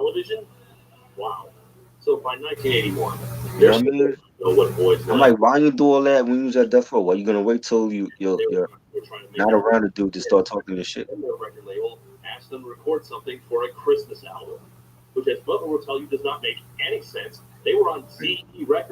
What you watching, Reg? I'm just watching some random shit on YouTube. Oh, I heard something about a Christmas album. I know. But yeah, it's kind of funny how all these motherfuckers at death row. Mhm. Like I remember watching the Source Awards, and when Suge made his infamous speech, all them niggas were cheering him on, and years later they're all disgusted by it. Right, exactly. And he made friends with him. I never thought I would see that. Like Snoop was actually friends with this dude.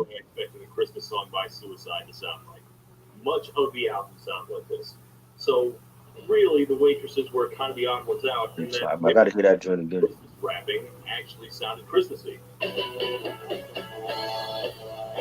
Rich watching some Christmas documentary.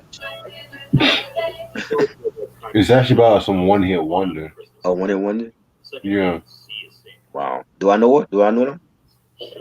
You know that song, I Know a Boy Like that song? I remember Jay Z sampled it for Volume One. I don't know the real artist that did it though. Yeah, they call themselves the Waitresses. Never heard of them. Wow. Were they real waitresses? I don't think so. That's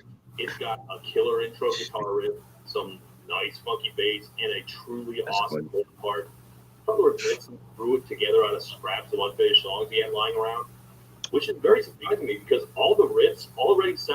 Rise Club and Puffy. Yep, I said that. But Yeah, I heard about that. yes, Mariah was living her best life when she was after the divorce from Tommy. She was doing her. Guru. Did Guru have any beef with anybody? I mean, he had beef with Primo. Oh yeah, I know, bumping. I know J. Rule. I know J. Rule did Gangsta on that 99.9%. But other than that, nah, I don't hear nothing about it. What album that was from? That was from J. Rule's Heroes for Life album. I remember when that album came I mean, Guru did this YZ on Take It Personal too. out. Why is that? I remember him vaguely. I remember him vaguely. Yeah, he had a one dope diss track against Poor Righteous Teachers that I like. Another under. Eminem actually ranked that his second favorite diss track. Actually, Oh wow, yeah, interesting. Of all time? yep. Wow. That's crazy. Ooh, MC Light, shut the fuck up, ho. No one talks about that one. That was on Ain't No Other, right? Nah, eyes on this Oh, what was that about? internet. Oh Lord, that chick. I don't even remember the song she came out with. Yeah, cause like she came out with that I Got an Attitude track. I think she came out with that as a response to 10% diss, and then Light came out with Shut the Fuck Up Ho. And low key, I kind of like Shut the Fuck Up Ho over 10% diss. But 10% diss was cool, but shut the fuck. I always like when she said, "Shut the fuck up." we Shut the We fuck up. we discussed that album, right? Yeah, I did. I remember. I remember that. 50 Cent, Wankster or Back Down? Wankster, back down. Back Down. See, Wankster was like the hit before the real hit. That was before In the Club. So people was just starting to get to know who he was when he dropped Wankster. True. 50 just has some iconic lines in back down, in my opinion. Right, right, true.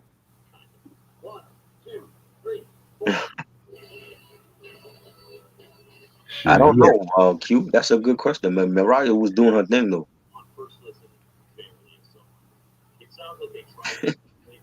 Said I might need men Mariah slept with. I don't know. That's a good question. Only Mariah know that. This nigga 50 said, "You a Pop Tart, sweetheart. You soft in the middle. I eat you for breakfast. The watch was an exchange for the necklace."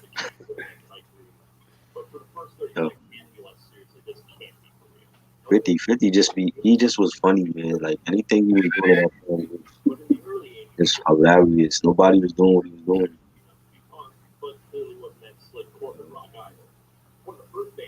And that's when the unit was good. Like he had Yayo sounded decent on tracks and Banks was focused. When once these niggas got money, they got on focus. What do you think of the Gucci and Jeezy beef? I don't listen to them. Like I heard about it. I didn't watch the battle. I don't listen to them. You know, I heard they have real beef though, right? Oh yeah, this shit lasted almost 20 years. And they still have beef now. No, it literally ended on the Oh, verses. oh wow, crazy. Now imagine if Tim and Swizz could get Ja Rule and 50 Cent in the same room together. I heard they're trying to get the game in 50 Cent. Right. Well, I know. I think 50 and Game is past that because I remember seeing an interview with like somebody asked 50 like if he would work with him again. I think it was Hot 97 he was on, and he didn't say no, but he didn't say yes. But like I think that was all ego shit too, and Game has matured since then, and 50 and the Ja Rule and 50 thing is that was a street beef. That went into the industry. That so I don't think I'll ever um records squash the beef. But I think 50 and Game is over that. Yeah, just like 50, the game had beef with everybody too. Jay Hmm. Z, Hmm. Yuck Mouth. Who else? Who else? Suge Knight. Yeah. And Yeah. then like even like the stuff on social media, like didn't he have beef with like Bow Wow and shit? What? If I'm not mistaken, he's not Bow Wow. Bow Wow? I thought Chris Sony had beef with Bow Wow and niggas like that on Twitter and shit. I mean, I wouldn't be surprised because Bow Wow runs his mouth though. I'm like, come on, game. Like, really? You beefing with Bow Wow? Like, he's so beneath you. This is what we do. I'm like that. That's why I can't do like Twitter and all that. I don't care for all that, man. You know what I'm saying? Like that all that Twitter beef and shit. That shit is so stupid. You know, people in their feelings because of what you said, or you know what I mean? Like, come on, like get over that shit. Just like Meek Mill and Drake. Yeah, you know. If you don't like what he said, why you logging on? Like your ass could easily stay offline. You know what I'm saying? Or Oh, you didn't promote my album. yeah, you can block him. Like, well, I don't get it. Like this whole back and forth. I don't care for all that. Then Right. all Drake said was, "Is that a girl tour? Is that your world tour or your girl tour?" Yeah, I'm like, I was I'm like, I'm gonna speak my mind. Like they can say what they want. I'm not going back and forth with niggas on Twitter and all that shit. Man. "Oh yeah, Lunas had beef with Master P too." The Loonies? Yeah, Wow, never knew that. Never yeah, knew that. But then I wasn't listening to Master P, so that's probably why I didn't I didn't know about it. yeah. I know Lunas, Drew Down, and Too Short all had beef with one another. That's crazy. Um, remember when Too Short and Pooh Man were going after each other? I remember that. Yeah, I remember reading that in the source. I need to Have get you my ever, back. Oh, go ahead. Q said, have you ever watched 100 most shocking music moments on? It's on YouTube. Yeah, I watched both versions of it, bro. Was that on VH1? Yeah, I think I saw that. I recommend the one in 2001 more because that one's more darker. Okay. Okay. Yo, that fuck Compton song that started East Coast West Coast beef. I don't care what no one says. I should review Too Short. I never really listened to none of his albums.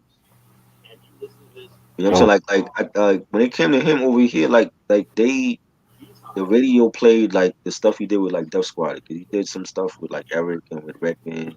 And they would play that stuff. Fat Gold Chains, him and Eric. That was on the Eric Onassis album. Ride with Us with it was him, Redman, Keith. I think Eric was on that joint too. They would play that joint, but they like the shit he did with Jay on a week ago.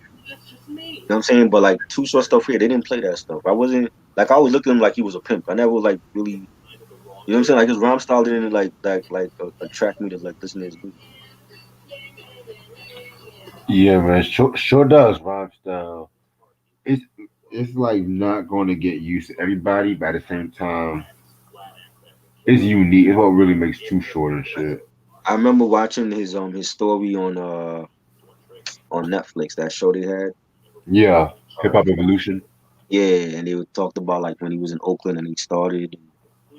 That was good to see because I didn't really I knew he was from out there. I didn't know his backstory. You know what I'm saying? But I mean, I definitely would have to listen to a couple of his albums. You know what I mean?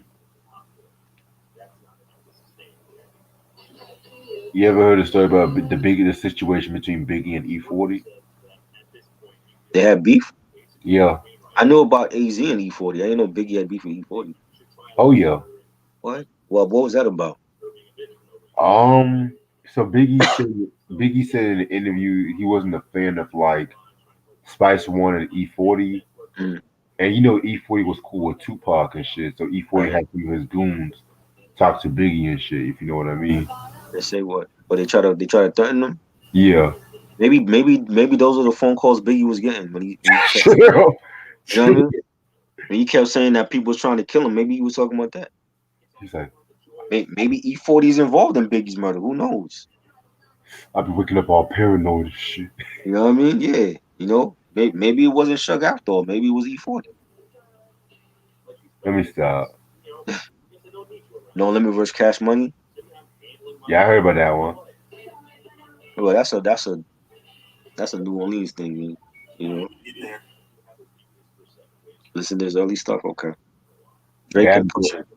bad boy and boot camp clip.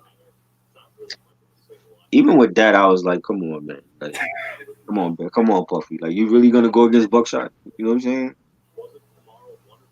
You know, these are artists. Like I said, like these are artists that went against the shiny suit thing. So it was like it wasn't the whole New York that was for that. You know what I'm saying?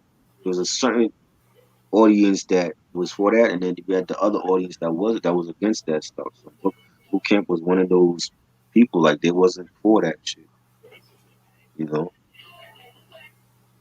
I'm like, and really, who from Bad Boy, other than Big, who else from Bad Boy was gonna battle them? Like they would have lost that battle because if you get Sean Price and he wasn't even in his prime yet, or you get Buckshot, or you get any one of Rain Wonder or Smith and Wesson against Biggie like that, that would have been crazy. It would have been Biggie against the whole Duck Down. You know what I'm saying? Like that would have been an unfair match. You know, Hmm. I'm like, nah, I didn't really understand that anyway. Like, yeah, all of us from Brooklyn, y'all beefing with each other. You say you never started Bad Boy Boot Camp click on a queue? No, oh, you said you never saw that one?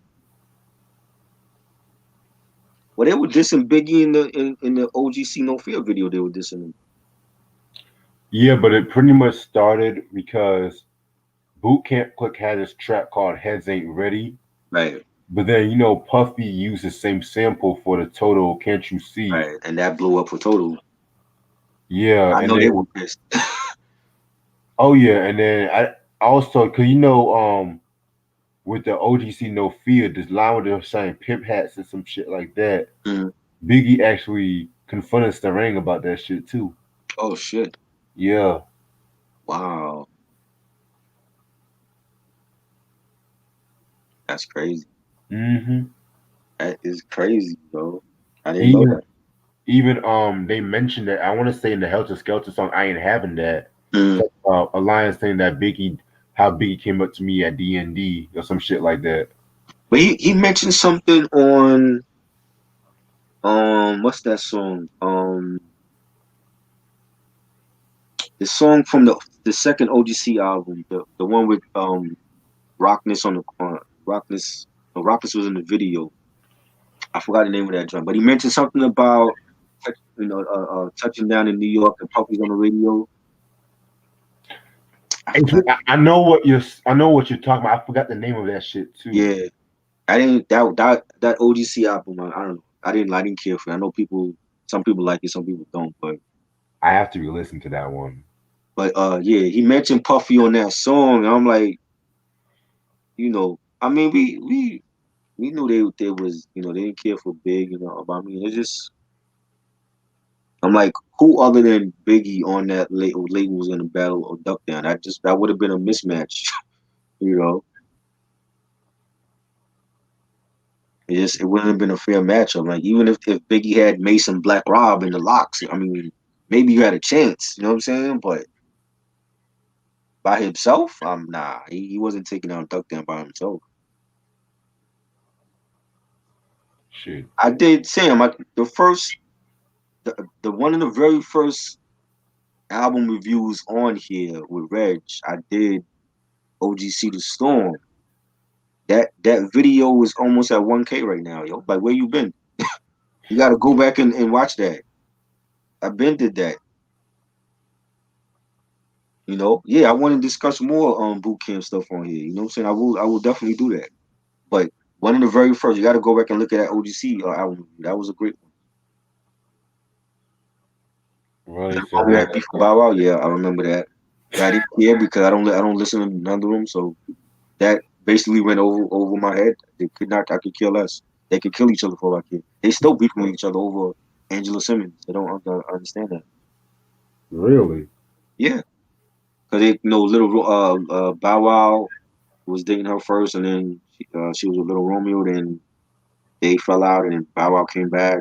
She is kind of bad though. I ain't gonna front. She is, but really, Romeo and Bow Wow still beefing over a woman after all these years? Like, come You know, it's always a lot of hip hop beefs that start over with women. Corrupt and DMX, on. Jay Z and Maze. hmm Yeah. Hell, look what happened with Pac and Biggie. I'm sorry, but Yeah. You remember the beef with Cisco and Chauncey? That was over a woman. Chauncey from Blackstreet? Yeah. That Really? was yes, that was I want to say maybe Drew Hill was on his second album. They had some beef. Yeah. I remember it was on the radio when I want to say I think Chauncey was at Hot 97 and Cisco called in. It was over a woman. They were dating the same chick and they had some falling out, some beef. Chauncey's Uh, always beefing with somebody though. know what, Q? You said no. Supposedly it was over some woman that you know they had some beef with each other. I'm like Cisco and Chauncey. What the hell is that about? Remy and Nikki. That was dumb. Nikki was on top for like 6 years before Remy came out. Nikki didn't have no competition. Who was battling her? Every year at the BT Awards, she was winning. There was nobody out. Missy wasn't out then. Eve was acting. You know what I'm saying? Nobody was around. Queen Latifah had her talk show. Lauren was MIA. So Nikki was basically Nikki for like a good 6 years that she was doing her thing. And then when Remy came out of jail, she didn't know how to handle it. And then Cardi blew up. And nobody expected that. And then Megan blew up. You know what I'm saying? I think Nikki was like the sole loser because she didn't know how to act. She was talking all this shit. I'm like, well, wait, she thought she was gonna be the only female out as you know. Rhapsody wasn't even big at that point.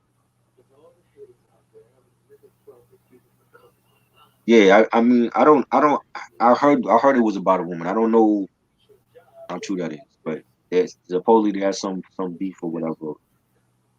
You know, I'm like, that didn't even sound right. Chauncey against Cisco.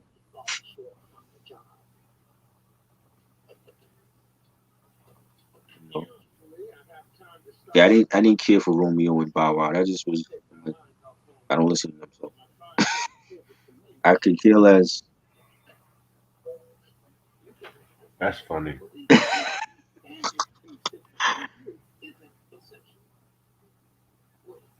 Dr. Dre and DJ quit. What was that about? I forgot. Was that over the Truth Hurts song? I never understood how that beef started too, but I know they dissed one another on a couple tracks over the years. Oh wow, I didn't know what. And didn't Quick help with Doggy Style? Hell no. Oh, it was just Daz? It was the Murder Was the Case soundtrack he helped him with. Oh, and the Tupac All Eyes on Me. Yeah. Okay, that's crazy. Stevie Wonder never had beef with anybody. Who said? Ronnie said that. No, but I'm saying like is that true or no? As far as I know, he never had beef with no one. Well, he blind. You can't have beef with nobody when you blind. I mean, Ray Charles had beef with Bobby Yeah, Womack. Ray Charles was crazy. I don't understand. You blind, nigga. Like who you having beef with? Yo, why my friend Coogee, when I was telling him about how this nigga was doing drugs and he was blind, Mm. he just said, why can't he just pick a struggle? Like, you blind, that, and this, that. Exactly. That's already hard as it is. I'm like, who are you having beef with and you can't see them? That makes no sense, man. You know what I'm saying? How are you doing drugs and you blind as a bat? Like, you know what I'm saying? Like, I Bro, don't how get you that. Like, blind and you be how does saying, that go? Like, when you're a blind person, maybe I gotta ask a blind person this. How does that, if you're doing drugs, like, how do you even envision that? You can't because you're blind. So how do you come up with, oh well, I want to do crack? this nigga made a movie like this long. I don't get that. Like, blind people should be the easiest to get along with. Like, you're blind. You can't see what the fuck is in front of you. Like, how do you have beef with somebody you can't see? They don't think that's dangerous? Yo, that one thing when he was trying to beat Regina King's character, he was like, Yeah. every scene in that movie. I ain't seen that movie in forever. shit. How does that happen? Like, if you're a blind person, what makes you say, oh, I want to do crack today? I don't get that. And what kills me is like he was holding the hair where he was like, the weight is off, man. Right. The way I was like, what? I mean, I would think you would want to keep all your senses and your wits with you. Like, how the fuck do you say, like, yo, I want to do PCP today? Like, what? Freddie Yeah, Jackson yeah, had beef with George Michael? I don't yeah. know about that one at all. Yeah, I mentioned that when I reviewed Faith because at that time George Michael he was crossing over a lot with R&B because like a lot of British pop artists were crossing over. Man. And Freddie Jackson he had a problem with it and he confronted George Michael. He had a problem with Freddie Jackson? Freddie Jackson had a problem with George Michael. George Oh, Michael because he was doing the R&B stuff? yeah. Oh, wow. And I'm just like Freddie Jackson. I mean, I like Freddie Jackson, but he Right. ain't no George Michael. I'm like, both of y'all like the same gender. Like, you would think they would do a song together, not beef with each other. Actually, it's never been proven that Freddie Jackson's gay though, but Oh, it hasn't? I thought he was. he never said it. But a lot of people thought he was gay. Oh, wow. I mean, because he had like a huge weight loss and everything, and people was talking back then about it.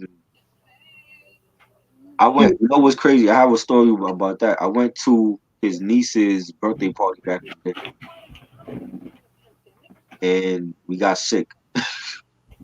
Wow. I want to say I was in third grade, I think. It was when we were little, but she used to live in Harlem, and we went to her birthday party, and they made like lasagna or something, and we got sick from the lasagna. Oh wow. And I was like, yo, I had to like leave school because I was sick.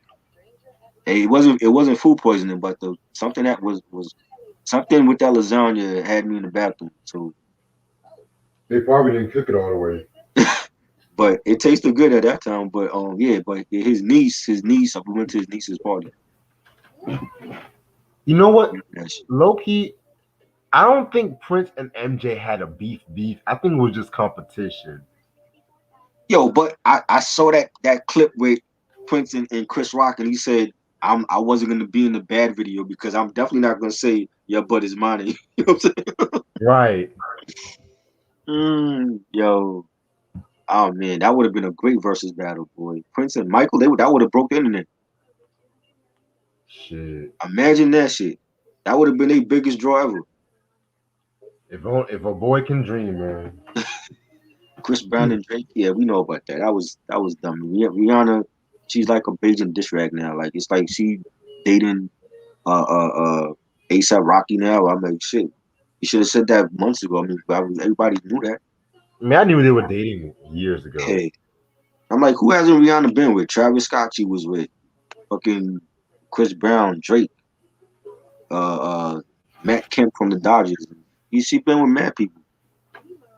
I'm not getting in no fight over no woman that's not my wife. I'm sorry. If you're gonna spread yourself like that, you're not gonna get no club throwing bottles and shit. Fuck, I look like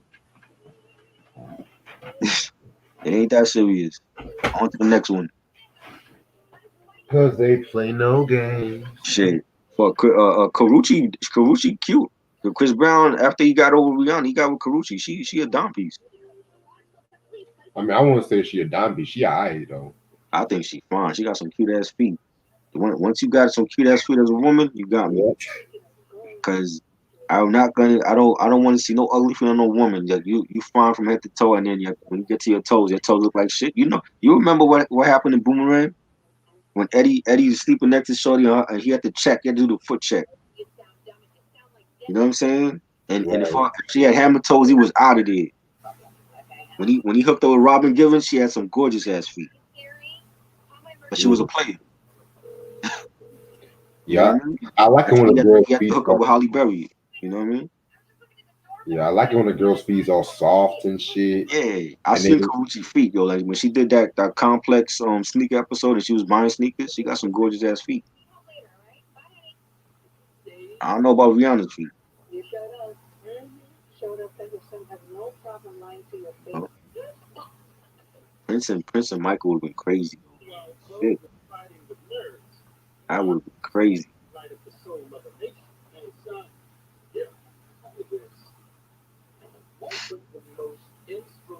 Kelly Rowland had beef with Beyonce. Yeah, but they family though. They isn't like that's her don't cousin. believe, I don't believe that They're shit. not. They're not cousins. They're not. They don't have no beef. They ain't family. They ain't got no beef for one another. Oh, I don't believe but that. yeah, I remember she made some song and they were like how that song is about Beyonce or something. I don't believe it. Reggie's like, no, that's rumors, man. Trust me.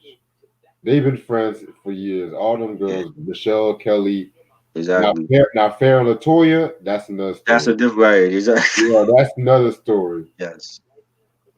You know, Because to this day, Farrah's always saying some shit about Matthew. It's like, okay, girl, we get it. right. We get it. The only relevancy she has is that Jagged Edge song about her. Which one is that? Um, I don't want to get married. Yeah, let's get married. Let's Get Married. Yeah, It's about Farrah.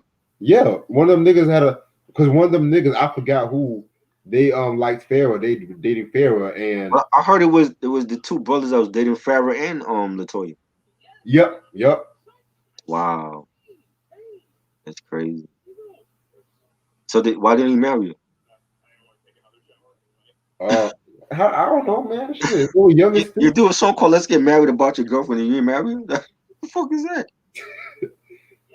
Nigga thought he was Stevie Wonder or some shit. Now, speaking of Stevie Wonder, Mhm. Stevie Wonder got 9 kids and shit. Part of me don't believe all them kids are his. I'm sorry. With the same woman? Nah, hell no. He had different women. That's what I'm saying. Like, how are you blind and you're able to see who you're screwing? Like, how do you know who you're screwing? I don't. Somebody got it. Does he have somebody there that's telling him like, "Oh, she fine, Steve. You could go hit." No, How I does was that actually work? watching.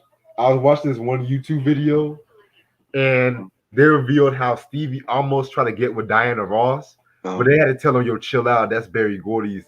That's Oh Barry wow. Gordy's girl." What was Diana feeling him like that though? I mean, all the girls in Motown kind of thought he was sweet and shit and Oh wow. talented when he sung and shit.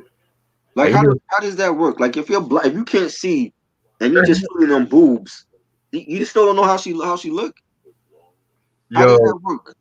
yo, Ray Charles and Stevie Wonder, man, they the blindest niggas, but they be getting the most women. See, Daredevil got his power from being blind, so maybe it's a blind person thing. They just able to know who he's screwing because I wouldn't be able to tell if I'm just feeling on boobs and I can't see nobody. That could be anybody you with.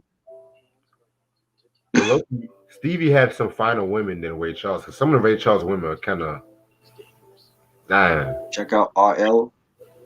Oh, Ronnie, I had my issue with RL. RL, Don't you know get how it. RL is. He got mad at me for saying that I don't believe he's in the top 50 of all time, but that is how it is. Don't get him started on RL, yo. We know how he. I saw the Unsung for Next. We know how he is. He broke up that group. You know what I'm saying? He did. So we already know. I didn't know he had beef with 112 and Jagged Edge. Man, 112 makes better music. What the fuck you talking about? Have beef? What that? And these are groups that's better than Next. So you're getting mad at 112 and Jagged Edge. Meanwhile, you got like one good album. I'm not even the biggest Jagged Edge fan. I'll listen to them over Next. He, I only no, I like think that he two mentioned that. songs. Didn't he mention the Jagged Edge thing on the Unsung episode? I think he mentioned the Jagged Edge beef. I think it's been a while. I'm not like I said. I think Right. I had that episode too, though. That's crazy. But like I said, I only like two songs from Next: Too Close and Wifey. They had one good album. The Wifey song was the only single from that second album. Aerosmith Records ain't come out with nothing else from them. I thought they came out with 3 albums. They did, but I'm saying that was the only single from the second one. Oh They didn't wow! release nothing else. Yeah, that I was, third one was crap. That next episode that was terrible. You had one good album. All of a sudden, you on the top 50 of all time over New Edition? No. man, Lucy Pearl's better than You know your what I'm ass. saying? His supposedly his cousin is Philip Bailey from Up in the Fire is way better than Next. You know what I'm saying? I'm like, come on, bro. Like, really? Michael Jackson. I didn't even know that, but I always heard rumors about that though. Oh yeah, he had a crush on Diana. Yeah. You think Michael beat? Anyway, you know, Mhm. Michael Jackson's sex life has been always talked about by a lot of people. Yeah. I don't think he and Diana beat, but at the same time, Diana was playing with Michael. That's all. I heard stories. That's all I want to say. I heard stories. What about the whole thing with Elizabeth Taylor? Like she was like his second mother. Oh yeah, like they used to spend weekends together, do home videos and shit. What the hell? Home video. Wow. This is before Skype. But Elizabeth Taylor, she held Michael down to the day Right. he died. It's just, I don't give a fuck what y'all say about Elizabeth Taylor. Right. No, I used to always hear that like she was like the second mother. Mm-hmm. Because she had like a rough childhood too and shit. They used to always bond over that. That's the type of people Mike needed around him. Right. Chris Tucker was another good friend. Him, Right. Chris Tucker. Macaulay Culkin, Right. Stevie Wonder too. Mm-hmm. Lionel. Yeah, you can say Lionel because he was Nicole Richie's godfather. So yeah, you can Right. say Lionel. Wow. Hell, even his own brother, you can't trust his own brothers and shit. Right. They wanted money. Like Jermaine made a whole fucking diss track, but Michael was supporting your bitch ass. Right. And I heard that song. That song was bad. I'm like, the nerve of Jermaine. This man gave you "Tell Me I'm Not Dreaming" and shit, and you're gonna make a terrible diss song against Michael, the king of pop? Really? That alone would have ruined Jermaine's career. And you know, I might actually do an episode one day Mhm. because I'm thinking about starting. I don't know what episode I'm going to start off the next season of beef with Right. and stuff like that. Because I was thinking about that one, the fall of Death Row Records, the breakup for Shalimar. I was thinking about a couple episodes, but the Jermaine Jackson one, Hmm. just once he left once he left the Jackson 5 and stuff, Right. this nigga thought he was trying to be a star and shit. I'm like, nigga, And he could sing. It's just that he didn't have it. like nigga, He your didn't have name it. is like nigga, your name is nowhere near Michaels and Now, shit. see, if he had hooked up with the right producers like Quincy, he would have made him a star. But he tried to hook up with the right producer, but allegedly Michael stole L.A. Reid and Babyface. Jodeci had beef with Boyz II Men. Really? Yeah. Well, the media played that up. That was like when I used to have like the rap magazines and like Word Up and Fresh. They used to always have like pit Boyz II Men against each other with Jodeci because Jodeci was like the bad boys of R&B and Boyz II Men were like the preppy group because they got that style from Michael Bivins when he was used to watch what was it One Life to Live. One of them soap operas he got that character from the soap opera and gave them that look with the sweaters and the button ups and all that. That was an actual character from a soap opera. Oh, I never knew that. Alex Vander Pola, something like that. I forgot the name, but he was from one of those soap operas, and Michael Bivins got that idea in his head to give Boyz II Men that image, and they used to always put those two groups up against each other. I never knew that. Yeah, Wow. you know what I'm saying? I'm like, I didn't look at it as no beef though. You know what I'm saying?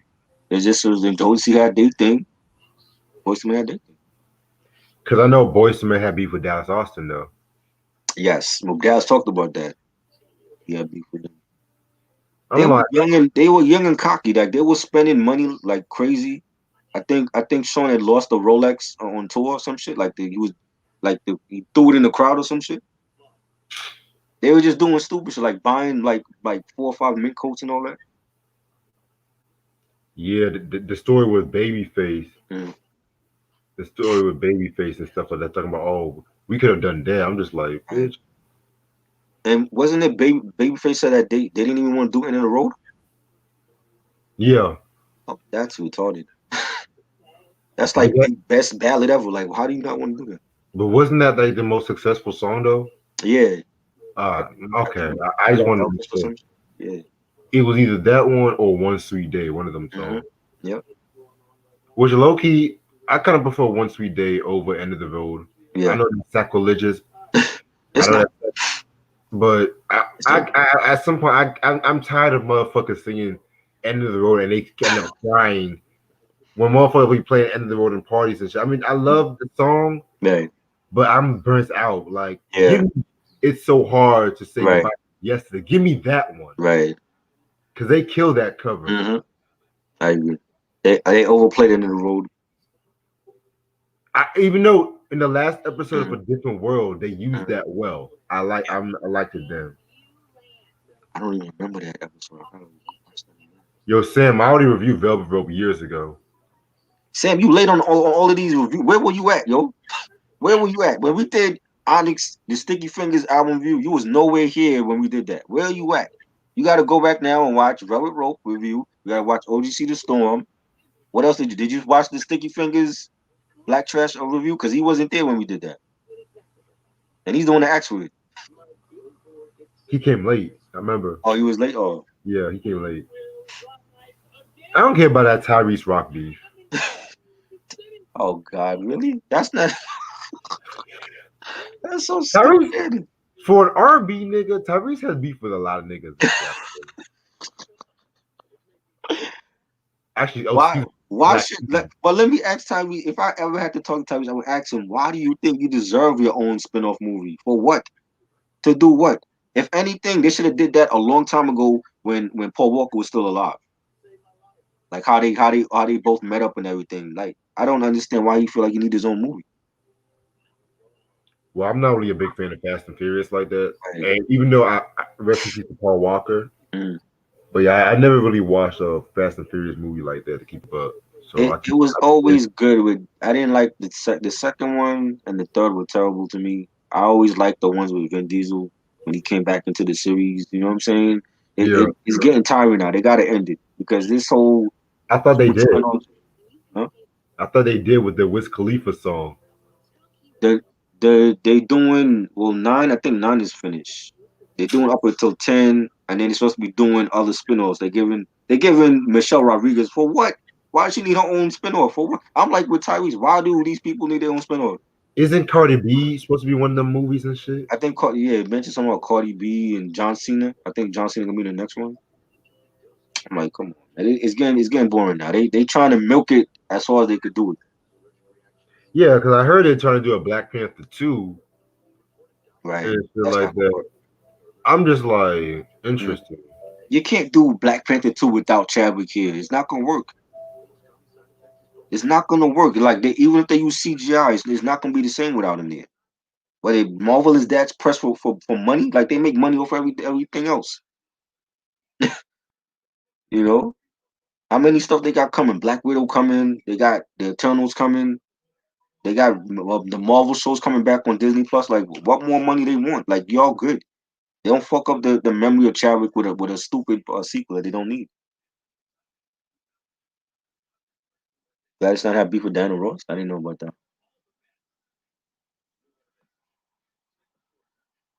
I think we lost Reg. Jermaine Jackson, yeah, we know about that. Yeah, that's he talked about the Jermaine album was it last year? Uh, um, the Danger was it not Dangerous? I forgot the name of the Jermaine album we did. But when we talked about that, I went back and I listened to the diss song he did against Michael and it was terrible. And he was actually on the Today Show back then. He was talking about the this song. It was just dumb. I'm like, Michael Jackson could have ruined your career because you know that's your brother. You know what I'm saying? Like the king of pop, you're not gonna beat him. Yeah, I'm like that. That was a bad diss song. Did not like that.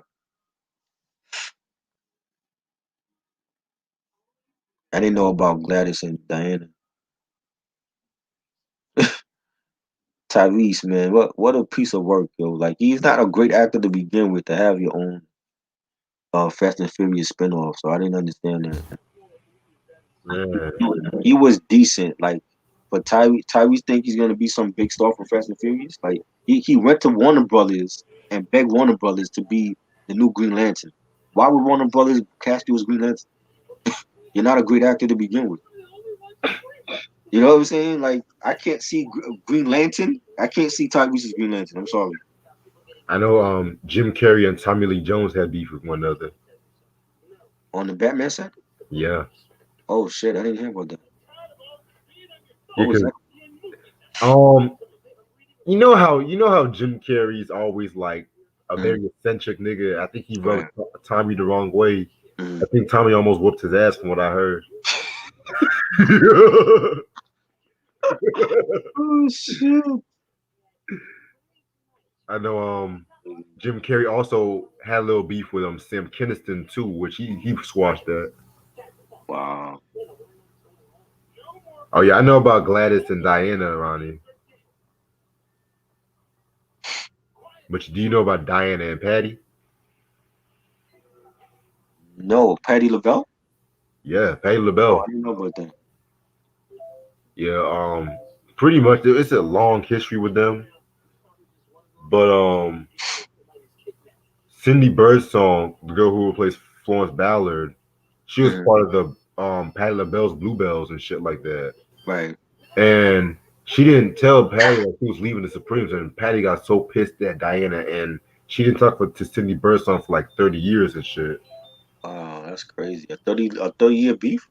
Oh yeah, and there was Wow. incidents where like um Diana snatched the mic from Patty LaBelle at one point. It was What? And yeah, Patty took off her shoe and beat her ass? yeah, Wow. yeah. You know, Tell Patty me almost the one time Patty took off her shoe. yeah, yeah. You know, Patty almost whooped Biggie's ass too. I heard about that. I remember that. That looked like something that she would do. Yeah, she almost whooped Definitely. Biggie's ass. She almost whooped Al Green's ass and shit. Wow, poor Al Green. He can't catch a break with women. He, Mitch on Love your and back, shoe happiness. in your face. He can't get your break. That's Yo, what made him go to church, huh? yo. Sometimes I wonder what he thinks of grits to this day. Like, I wonder people say, "Yo, you want some grits out?" Oh Lord. This nigga said he can't catch a break with women. Man, holy shit. This nigga Mariah was and Jennifer Lopez had beef? oh yeah, For what? because like fucking Tommy Mottola. Tommy was with J-Lo? Yeah, she was trying to make J-Lo the next Mariah. Like, Oh, well, you know, yeah. because she can't sing. She cannot sing. Yo, did you see the fucking Mm. AMA perform where she tried to jack Beyonce's shit? I heard something about she wore like some naked dress or some shit. Yeah, the same exact shit Beyonce was wearing for her performance. Yeah, I saw the clip. Jello sexy, but no, you can't sing, man. Sorry. You're a good actress and you could dance your ass off, but she cannot carry a note. Puffy put that battery in her back, unfortunately, back in the 90s. This is the thing about certain people. Mm. You sing one song in the shower. Mm-hmm. Motherfuckers say you have a nice voice. You get let that fucking shit get in your head. Exactly. Exactly. I don't have none of her shit. Like, look at Jacquees. Oh God. What up, Antoine? You up late? Yeah, all y'all motherfuckers past y'all Yeah, bedtime. now y'all want to come on, man. We was doing Gil Scott. Nobody was here but Sam. And Ronnie. They Ronnie were waiting. They were like, "Oh, we're gonna skip this review. We'll show up after." Yo, Nirvana and Guns N' Roses had beef. I didn't know that album. Well, Axel and Kurt Cobain, excuse me. Kurt Cobain and Guns N' Roses. Yeah, because Courtney Love was fucking around with Axel, and Axel told Kurt, "Would you tell your bitch to shut the fuck up?" And Kurt spat on Axl Rose's piano before his VMA performance, but Elton John played those pianos and shit at the one that Kurt Cobain spit at. Courtney Love is a whore, yo. Like she broke up. She broke up Gwen Stefani's marriage with Gavin Rosdale, and sleeping with that is retarded. Yo, I didn't know Courtney she was a Love, whore. she repulses all my five senses, to be real with you. Jesus I Christ. don't, like I said, I have nothing but respect for Kurt Cobain. But to this, I always wonder, what does he see in Courtney Love? Yeah, he made that known.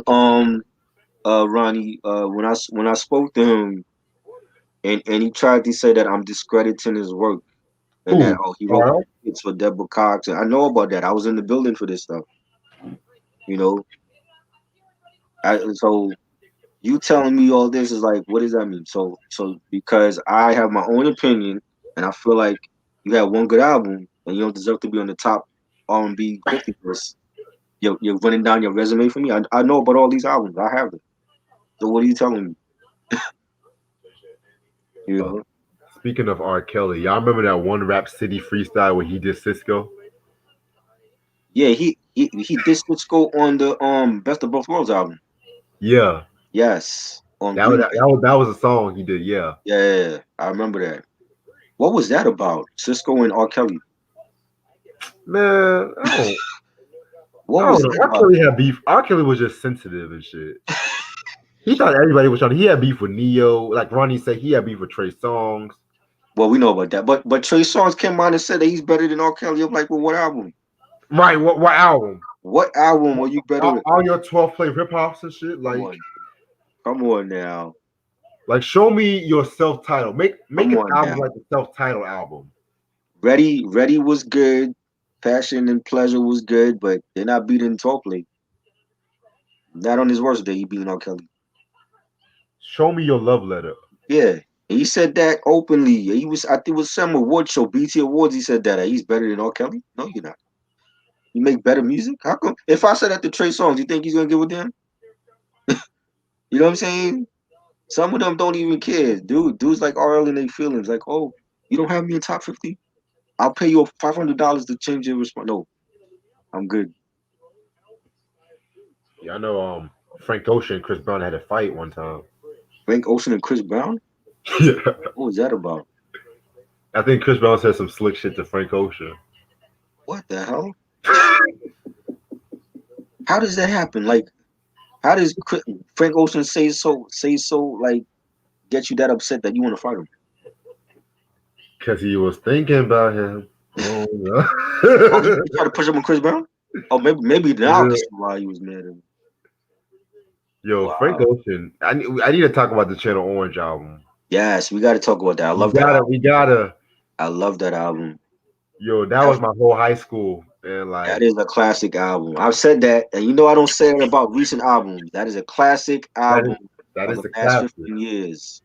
Okay, when it comes to R&B, that is a classic album. Like Super Rich Kids. Yes, Oh my, that's a heavy ass song. yes. That ass. Pyramids, Lost. Ooh, You know, I love it. I love that album. yeah. Classic album. Frank Like Ocean. You know what's crazy? Frank Ocean and The Weeknd. Started listening to them at the same time on same. YouTube, and since then I've been a fan of theirs. Yo, they really were like the future of R&B and shit. Like Yeah, that ass. definitely. Like all y'all motherfuckers, y'all try to do what Frank and Weekend is doing. Y'all end up looking like imitators Right. and shit. Yep. Hell, in my opinion, Rihanna's Anti album had a lot of influences from the Weekend. I'm sorry. Yeah, they did. Yeah, man. That was a good Rihanna album, and I Yeah, never listened to a Rihanna album since that one. That was a definitely good album, Rihanna album. yeah, man. That album is fire. Yeah. That's like one of the best albums to fuck to, in my opinion, man. Oh yeah, Ronnie, Keith Murray and Mom. That's a dope beef. This nigga Prodigy. Keith. Yeah. Wait. Is the when Keith went to jail, he hit somebody with a ball stool? Was that the same beef or is that something else? Man, Keith went to jail so many times. Up, man. You ever had that one friend who just went to jail so many times? It's just hard to keep Yep. up what you got arrested for. Yep. In and out of jail. It's like T.I. This heyday. In and out of jail. But the thing with T.I., anytime he goes to prison, he drops a good album and shit. Like, Yes, he need to go back. Come on, we need a drug charge, T.I. I'm serious when I meant that. We need a drug charge. Something, yo, because he's yeah. not making classic material no more. You know what I'm saying? I haven't liked the T.I. album since Paper Trail. Like, he ain't making classic shit no more. This nigga say he Get needs to that go gun back. charge back, man. Let's go. This nigga say he needs to go back to prison to make a good album. Yes. Back in the cell you go. Make some classic shit. Because every album he was incarcerated for, it was ridiculous. I'm like, what the fuck? He can't stay out of prison for nothing.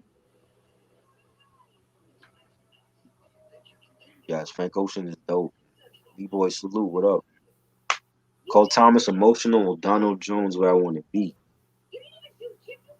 I like the Donald Jones album more to me. Yeah, I agree.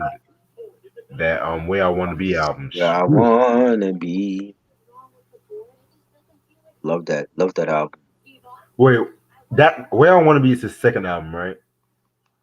Yes. Okay, because Yes. I need to get his first album because that shit has Yes. fire. That was dope too. Eddie F on the production. Yes. Oh my god. I forgot Eddie F worked with him too. His R. first Kelly, two albums are R&B classics. definitely. My favorite R. Kelly album, the self-titled 95 and Who double said that? Antoine. Antoine, yes. I know Reg loved that self-titled album. But I worship that album. I don't care. I worship That's a that great album. album. That's a great album. The double album is great too. I don't like you say what you want to say about R. Kelly, but y'all know y'all be bumping R. Kelly on the low. Y'all know if R. Kelly comes out at a fucking club, anytime you hear that, my mind's telling me no, y'all gonna be jumping on the female and shit like that. So Hey, I saw the nigga in concert, so I can't erase that memory. what year do you see a concert? I saw him for the 12 play concert. Oh, 94. lucky bastard! Yes, and he performed opera. He sang opera. Like, you know how many people can say they saw R. Kelly and he performed opera? The dude is talented. You know what I'm saying? What happened with R. Kelly and Neo? What happened with that? I don't remember hearing about that. I'm not 100% sure what happened with that. I heard they just had static with one another. Neo think you can fuck with R. Kelly? God, Neo ain't his own albums wasn't good. Neo? Let me stay on for like 5 more minutes. I'm real this time. Reg is in his robe, his Ghostface mode and shit. Shit. The G-Men, yeah, we definitely got to beat Seattle this week, boy. That's a must win to stay in first place. You know, the Eagles lost to forgot what the Eagles played. Who the Eagles played again? They lost to Seattle. So we definitely got to try to stay in first place, and it's gonna be tough without Danny, and you know we got Colt McCoy starting. Hopefully he can stay um you know healthy for that game, and the defense do what they need to do to win that. Fabulous had beef with Mace. I used to hear about that. Yeah, fuck Fabulous. They used to have like mixtapes with like the best verses from Mace versus Fab, his verses, and I'm like, I still love Mace, man, for his one album. Not for The Fabulous albums ain't great. His mixtapes are better, but he don't have no great albums. Like I like Ghetto Fabulous and Street Dreams was good, and I liked From Nothing to Something, but he don't have like no great albums like that. man. Fabulous. He's a candy cane. I can't stand Fabulous. His Like thing his thing was was mixing. Mixtapes is his lane, and it's been like that for a long time. You know. maybe he should go to prison. Maybe he'll drop a classic album. Oh God. Oh Lord. Don't say that. They don't work for everybody, you know. They don't work for everybody. But Ronnie said, "What you got against Fab, Reg?" Oh man, man, Loki Fabulous. He just always bores me. It's like he has so much potential, but you make stupid decisions in your fucking music. Right. The one song I can tolerate from him is so fucking overrated. I You saw Puff calling Meek Daddy. What? what? Yeah, we just What? want to What? make you dance. You saw Puff calling Meek Daddy. What was what What? you talking about, yo? Yo, I would never What call was another what man. was Yo, I would never call another man daddy. Yo, what the fuck?